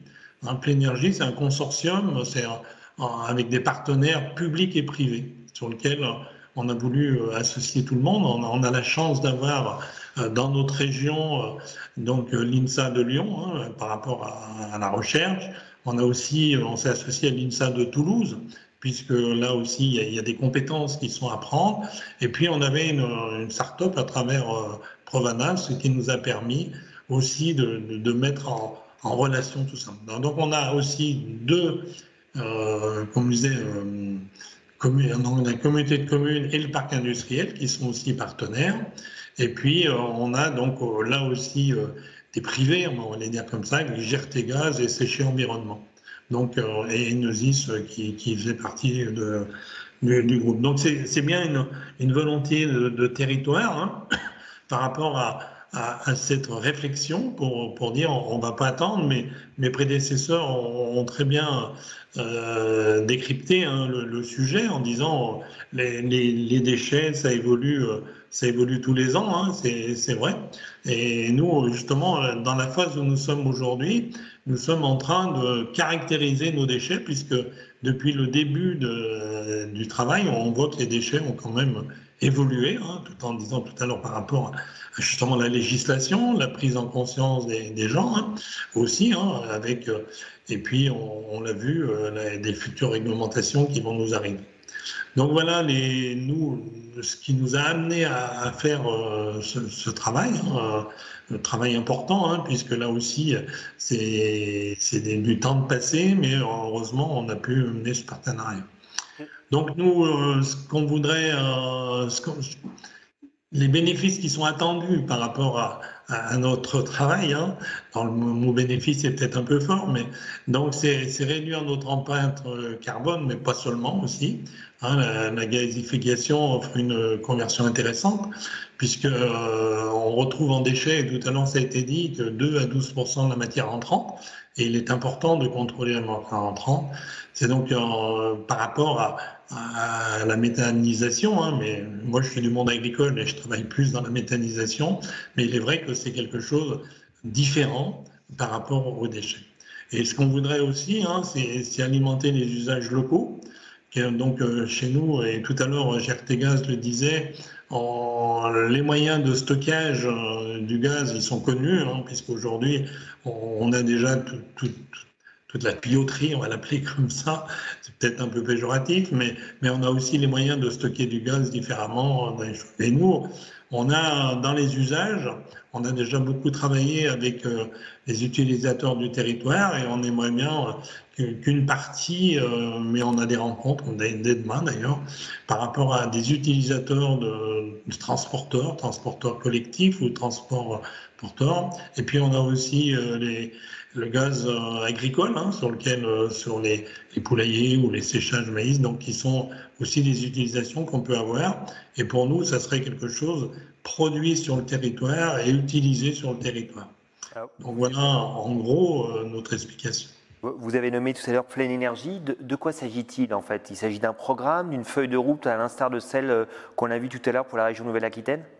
Alors c'est plus que ça, hein, c'est parce que c'est donc Pleine Énergie, ça regroupe, comme je vous ai dit, plusieurs acteurs, hein, donc sur lesquels on est en train de aussi préparer l'installation. Hein, donc aujourd'hui on est dans la recherche, hein, avec l'INSA, hein, sur le travail. Et donc on en est dans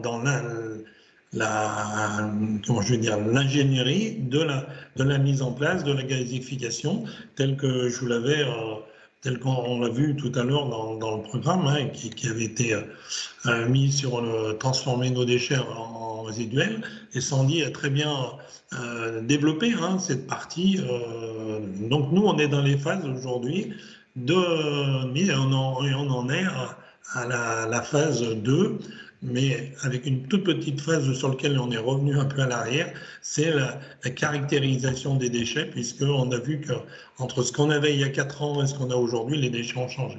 Mais je pense que ça évoluera aussi. Ça évolue en permanence, effectivement. Et quelles sont les prochaines échéances que vous voyez? Alors, la prochaine échéance, c'est de mettre en route la pyrogazification. Hein. Donc l'échéance aujourd'hui, on est en train de travailler sur la caractérisation et derrière, c'est la mise en route du pyrogasificateur, voilà, pour arriver à la méthanisation biologique. Merci Daniel. Alors au cours de ces 3 interventions, on a vu effectivement quelle était la place importante des CSR. Et pour creuser cette question, je vous propose d'accueillir tout de suite Marion Maheu.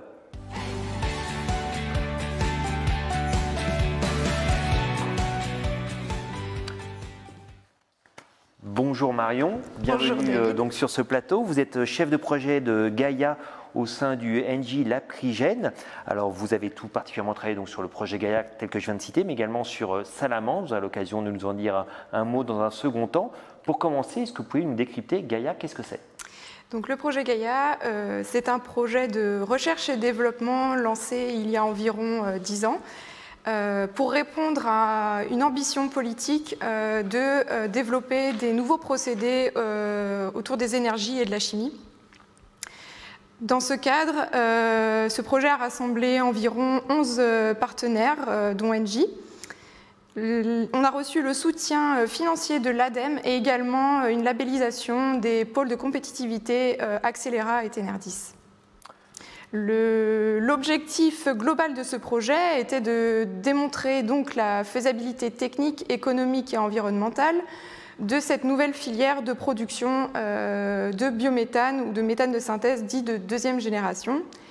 Et pour cela, donc, Engie a construit et maintenant opère la plateforme Gaïa, qui est un démonstrateur situé à Saint-Fond, au cœur de la vallée de la chimie. Très bien, alors concrètement, le Gaïa, c'est une plateforme, vous venez de nous le dire, comment est-ce qu'elle se présente? Donc Gaïa, c'est en fait un démonstrateur semi-industriel et de R&D qui est unique aujourd'hui puisque c'est la seule plateforme de démonstration en fonctionnement et qui couvre toute la chaîne de production des résidus carbonés solides, que ce soit de la biomasse ou des déchets, jusqu'à la production de méthane de synthèse. Ces objectifs sont triples. Tout d'abord, de faire de la R&D, bien sûr, afin d'optimiser les performances, de tester des innovations qui permettent de réduire les coûts de production de cette filière, mais également de minimiser toujours plus son empreinte environnementale. D'autre part, elle permet en fait de préparer et d'accélérer l'industrialisation, notamment de par sa taille, mais également du fait qu'elle est automatisée comme une future unité industrielle. Et vous pouvez voir notamment des opérateurs contrôler le procédé à distance. Et enfin, donc, un rôle bien sûr de dissémination. Cette plateforme doit servir d'exemple, de partager les résultats à toute la communauté scientifique, mais également auprès des pouvoirs publics, pour permettre finalement de voir un contexte favorable se développer autour de cette filière. Alors justement, quelles conclusions est-ce qu'on peut d'ores et déjà tirer de ce retour, quel retour d'expérience est-ce qu'on peut tirer de Gaïa? Donc, par rapport aux objectifs, à l'objectif global qui était de démontrer la faisabilité technique, économique et environnementale, je le rappelle, tout d'abord, c'était finalement, on a démontré la flexibilité et la robustesse de cette chaîne technologique sur une variété finalement de biomasse lignocellulosique et également des déchets. Puisqu'en effet, fin 2020, la plateforme a franchi une étape historique et a réalisé une première mondiale en produisant les premiers mètres cubes de méthane de synthèse à partir de déchets non dangereux, les combustibles solides de récupération. Oui, parce que finalement, tout à l'heure, quand on parlait de Gobigaz, on parlait donc d'une plateforme qui prenait de la biomasse, donc lignocellulosique. Là, c'est du CSR. Exactement. Donc la plateforme a toujours cette vocation de diversifier les intrants, que ce soit biomasse ou résidus lignocellulosiques des territoires, mais également de se tourner de plus en plus vers les déchets tels que les combustibles solides de récupération, mais également le bois fin de vie, etc. Est-ce qu'on a une idée en matière de performance ?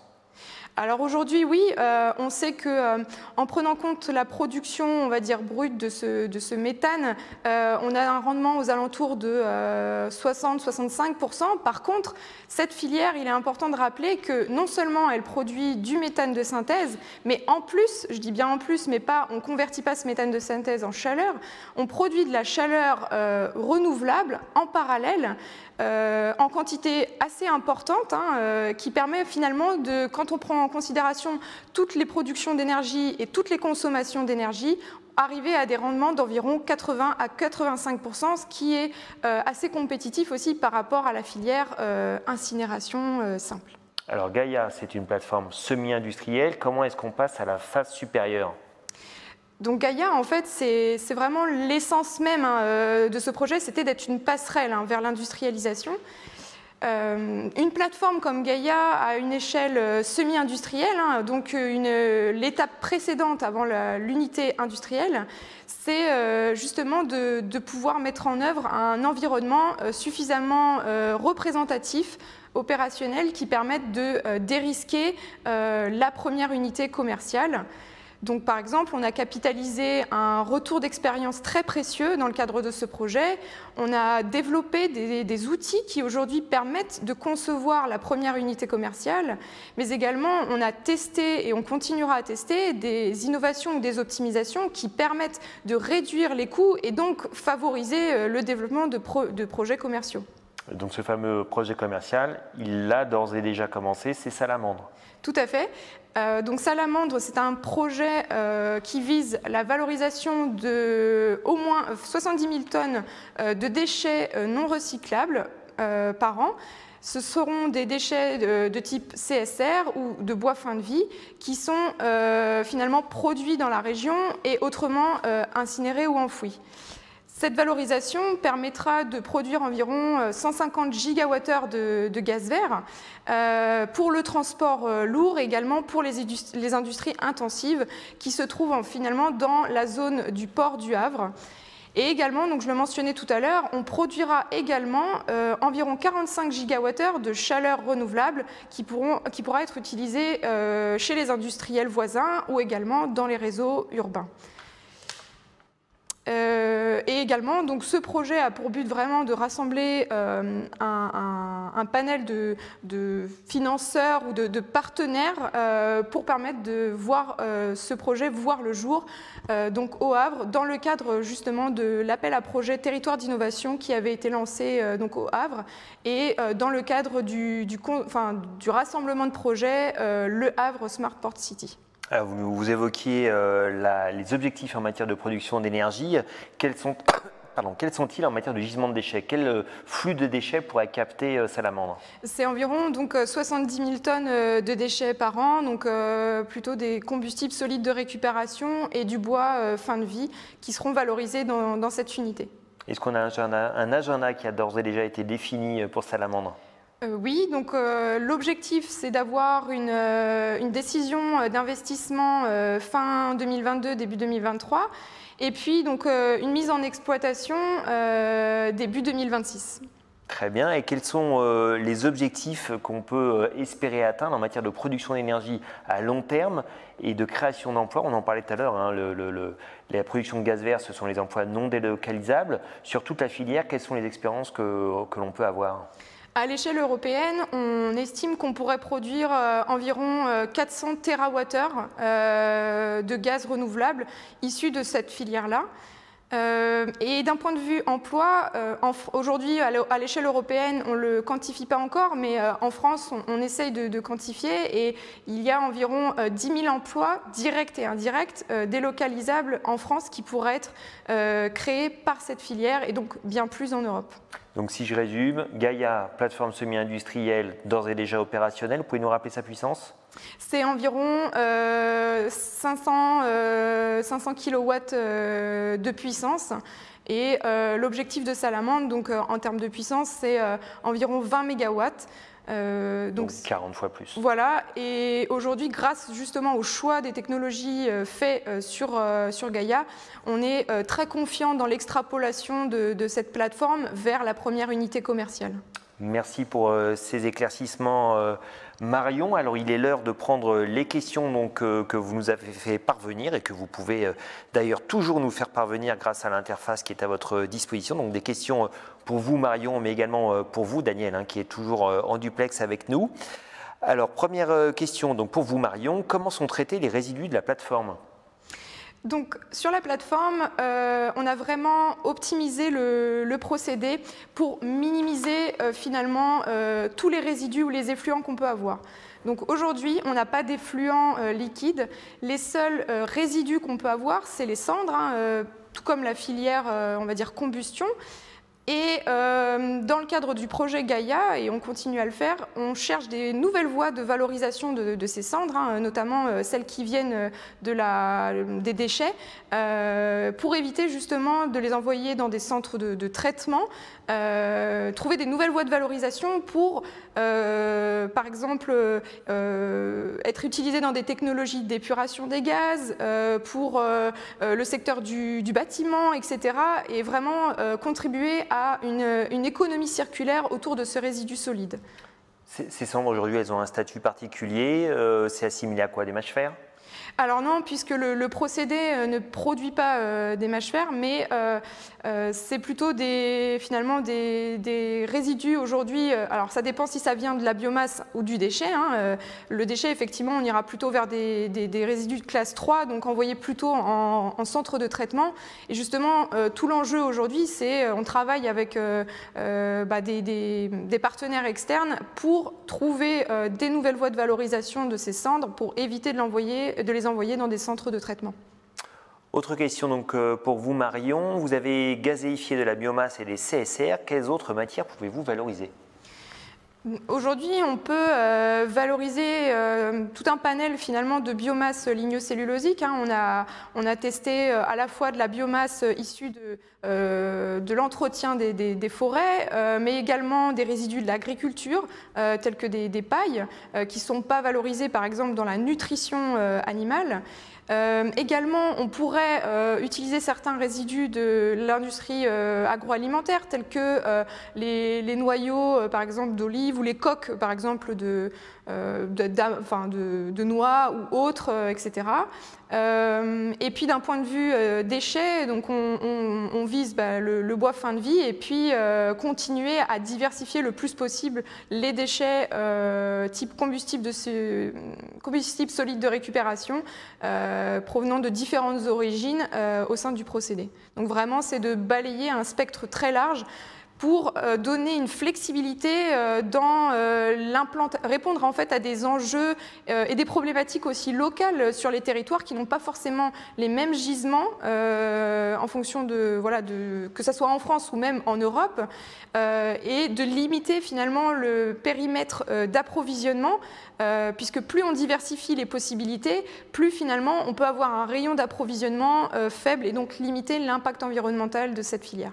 Donc si je vous suis bien, en marge de Salamandre, donc, qui va vraiment passer en opérationnel, donc selon l'agenda que vous avez évoqué tout à l'heure, s'agissant des CSR, la plateforme Gaïa, elle, va continuer à expérimenter sur des flux de déchets différents. Tout à fait, et de répondre à des... Voilà, aujourd'hui on est sollicité par certains territoires pour pouvoir, et certains gestionnaires de déchets pour tester leurs déchets et voir ce que ça peut donner, et développer de futurs projets. Alors Julien Jiménez parlait tout à l'heure de l'importance du respect des coûts, de la réalité des prix du marché. Aujourd'hui, est-ce qu'on a un ordre de grandeur s'agissant d'une exploitation industrielle comme Salamandre ? Alors aujourd'hui, ce qu'on peut dire, c'est qu'on n'est pas encore au prix du gaz naturel, quoique en ce moment il augmente beaucoup. Mais il faut aussi voir, je pense, la valeur, enfin le service qui est rendu par cette filière. Bien sûr, aujourd'hui on arrive à un certain coût. On veut continuer à diminuer ces coûts de production, notamment en valorisant toujours plus des déchets ou des résidus qui ont des coûts les plus faibles, puisque la matière première peut représenter jusqu'à 50% des coûts d'opération d'une unité de ce type.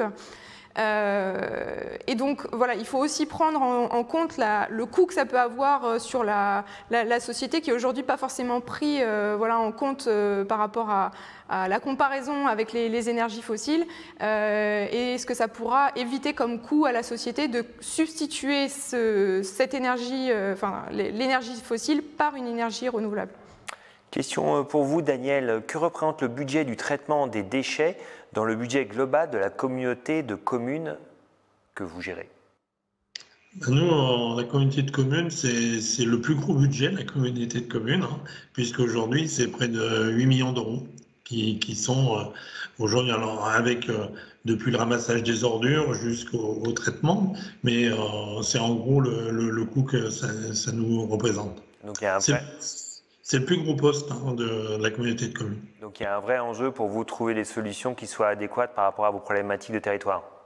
Exactement, c'est vraiment ce qu'on veut rechercher aujourd'hui, et c'est un travail qui est lancé tous azimuts, puisque comme on l'a dit, les déchets c'est vraiment très varié, et puis aujourd'hui on a une reconcentration, et demain je pense qu'avec le tri on aura de plus en plus de déchets justement encombrants sur lesquels on ne saura plus quoi faire. Donc justement la pyrogasification fait partie de ces déchets, puisque les autres, tout ce qui est végétal, on commence à savoir faire, avec les composts, avec beaucoup de choses.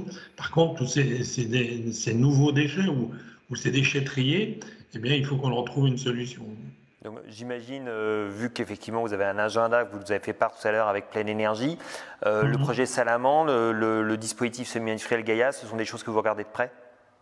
Bien sûr, on aime bien copier nos voisins, surtout quand ils sont performants et qui peuvent nous apporter, justement, même si on n'est pas tout à fait dans les mêmes filières, c'est pas tout à fait, mais il y a beaucoup de choses qui sont similaires, et c'est vrai que toute expérience nous sont favorables. Voilà, effectivement, vous évoquiez copier, mais en fait, ce n'est pas vraiment l'idée, et on l'a compris tout à l'heure, Marion. L'objectif, c'est plutôt justement de communiquer, de voir effectivement et d'exprimer tout le potentiel de la filière pyrogasification. Oui, tout à fait. C'est finalement un peu de servir d'exemple, hein, d'ouvrir la voie autant que possible pour qu'il y ait un cadre favorable aussi réglementaire ou enfin, voilà, des mécanismes de soutien aussi qui permettent le développement de cette filière, que ce soit des projets d'Engie, mais pas que, enfin, que tous les projets en cours dans les territoires puissent voilà, bénéficier d'un contexte le plus favorable possible. Dernière question pour vous, Marion. Est-ce que Salamandre vise l'injection du gaz dans les réseaux ? Alors oui, et également, donc, il y a des applications multiples, donc ça peut être également pour le transport lourd directement ou pour les industries qui sont présentes. Donc oui, il y a l'injection dans les réseaux, l'utilisation chez des industriels et puis pour le transport lourd. Voilà. Dernière question qui me vient à l'esprit, on parlait tout à l'heure du potentiel de la pyrogasification en zone ultra dense, donc notamment Pierre Isberger le disait pour la région Île-de-France. Est-ce qu'on a une idée de l'occupation au sol, l'occupation foncière d'une unité de traitement des CSR par pyrogasification ? Oui, alors aujourd'hui, donc il ne faut pas, par rapport à l'image que vous avez pu voir de la plateforme Gaïa, hein, il ne faut pas se dire qu'on va multiplier par 40 ou 50 la superficie. Il y a vraiment un effet d'échelle qui se crée et pour des unités de type salamandre, voilà, aujourd'hui c'est encore en optimisation, mais on est entre 3 et 5 hectares nécessaires selon voilà, les intrants et voilà, il y a des optimisations à faire, mais c'est à peu près l'ordre de grandeur. Alors que Gaïa occupe aujourd'hui un peu moins de 1 hectare, donc on n'est pas du tout sur une multiplication par 40. Eh bien, merci à vous deux pour vos éclairages, donc respectivement sur la communauté de communes de l'Ain et également sur les projets Gaïa et Salamandre. Merci à vous deux et je vous propose donc pour cette phase conclusive d'accueillir Thierry Trouvé.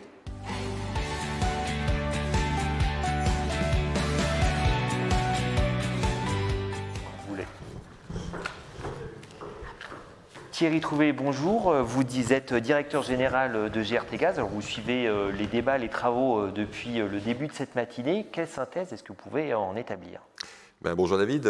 Alors d'abord, je voudrais remercier nos intervenants, tous ceux qui ont témoigné d'actions engagées, je dirais, sur le terrain dans le domaine de la pyro. Moi, ce que je retiens, d'abord, c'est le besoin des territoires, quand on le prend sous l'angle de la gestion des déchets, le besoin de trouver des solutions.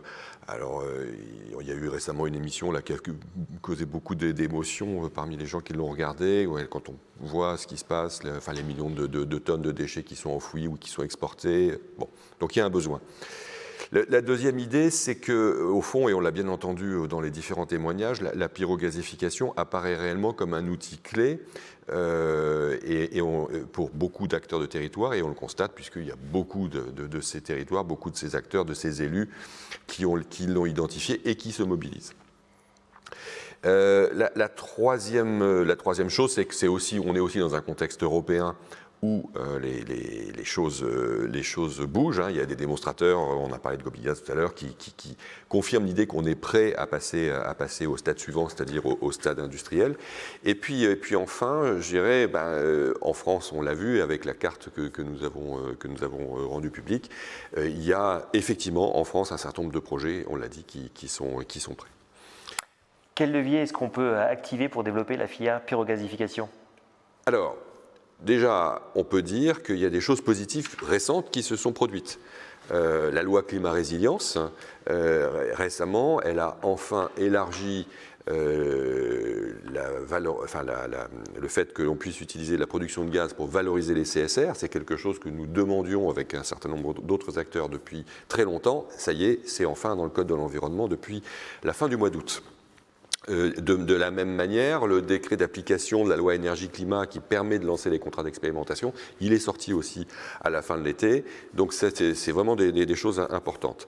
Alors ensuite, les leviers, on a besoin, on le sait bien, en complément, je dirais, des aides à l'investissement, on a besoin, comme dans toutes les filières d'énergie nouvelle, surtout au démarrage, on a besoin d'une aide au fonctionnement, on a besoin d'un complément à la rémunération. Et de ce point de vue-là, il y a deux types d'intrants différents. Il y a les intrants renouvelables pour lesquels, comme je le disais, on a les outils, puisque le décret sur les appels, les contrats d'expérimentation est sorti. Donc il ne reste plus maintenant qu'à appuyer sur le bouton, c'est-à-dire il reste plus à ce que le ministère décide de lancer un premier appel à projet. Voilà, on est dans les starting blocks, on attend. Et puis pour les intrants non renouvelables, là il y a encore un peu de travail à faire en termes de levier. Il y a probablement un mécanisme à monter en termes de complément de rémunération et puis aussi aller certainement travailler du côté de l'exonération de la TGAP. Voilà. Alors quels sont les objectifs en matière de développement de gaz vert que vous êtes fixés et comment est-ce que GRT Gaz entend s'y engager ? Alors, effectivement, je pense que c'est intéressant de replacer cette filière de la pyrogasification dans son contexte plus général des gaz verts. Et je voudrais notamment dire un petit mot de la méthanisation, puisque c'est une filière qui aujourd'hui est très dynamique. Elle a décollé, elle est en avance par rapport à la pyro. On a en capacité de production installée en France sur tous les réseaux, on est aux alentours de 6 TWh. Donc je trouve que c'est intéressant parce que 6 TWh, ça ne parle pas beaucoup.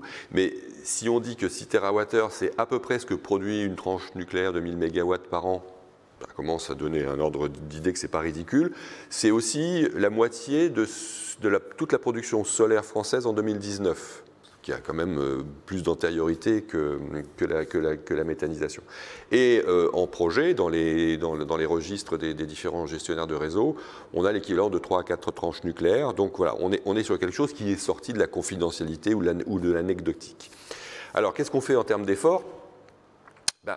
La première chose, c'est de travailler aux côtés des différentes filières, la pyrogasification, la gasification hydrothermale, avec l'ensemble des acteurs.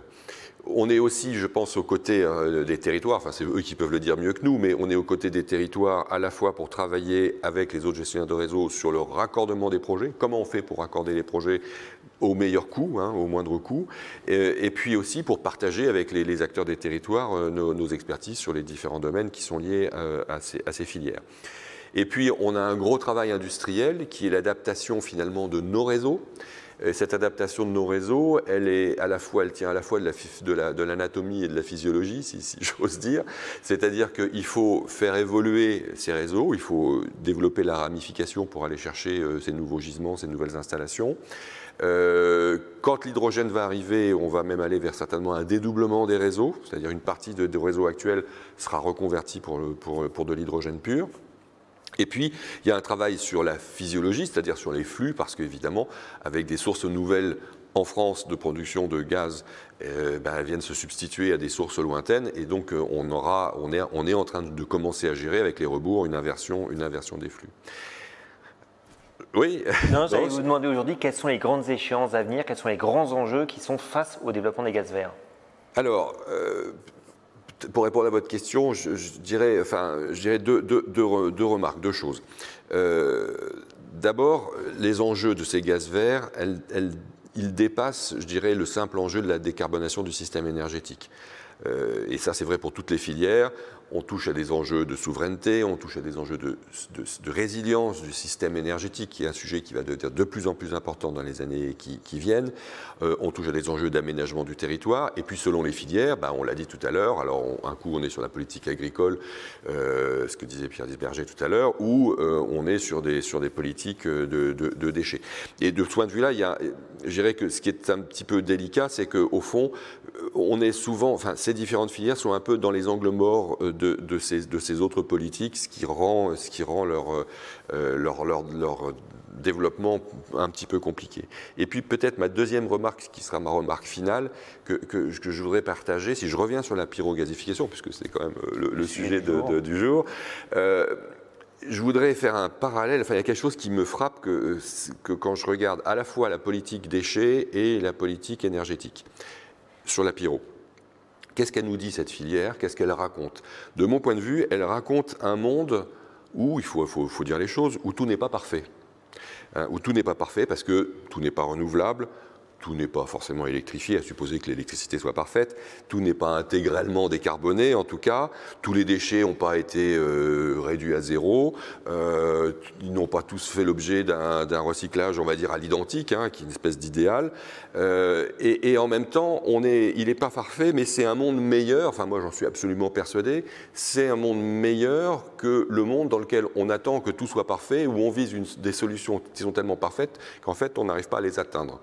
Voilà, et donc... Ça pointe, ça fait quoi ce que disait tout à l'heure Pierre Isberger sur la vision très long terme et la réalité du quotidien. Exactement, c'est-à-dire que, oui, mais ce que je veux dire, c'est que si on n'agit pas maintenant en se disant on vise la perfection, on commet des erreurs très très graves, parce que d'abord on aura sur le plan des déchets, je ne suis pas le spécialiste, mais c'est ce qu'il disait tout à l'heure, on aura des gros problèmes, parce que qu'est-ce qu'on va faire de ces flux qui seront là, et on ne peut pas uniquement enrayer d'un trait de plume.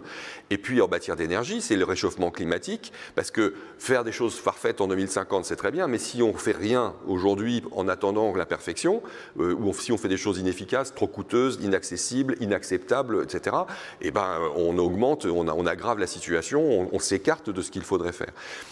Dit autrement, le mieux est l'ennemi du bien. Et tout ça pour dire que dans le domaine de la politique des déchets comme de la politique énergétique, je pense qu'on a besoin de politiques publiques qui soient réalistes et pragmatiques.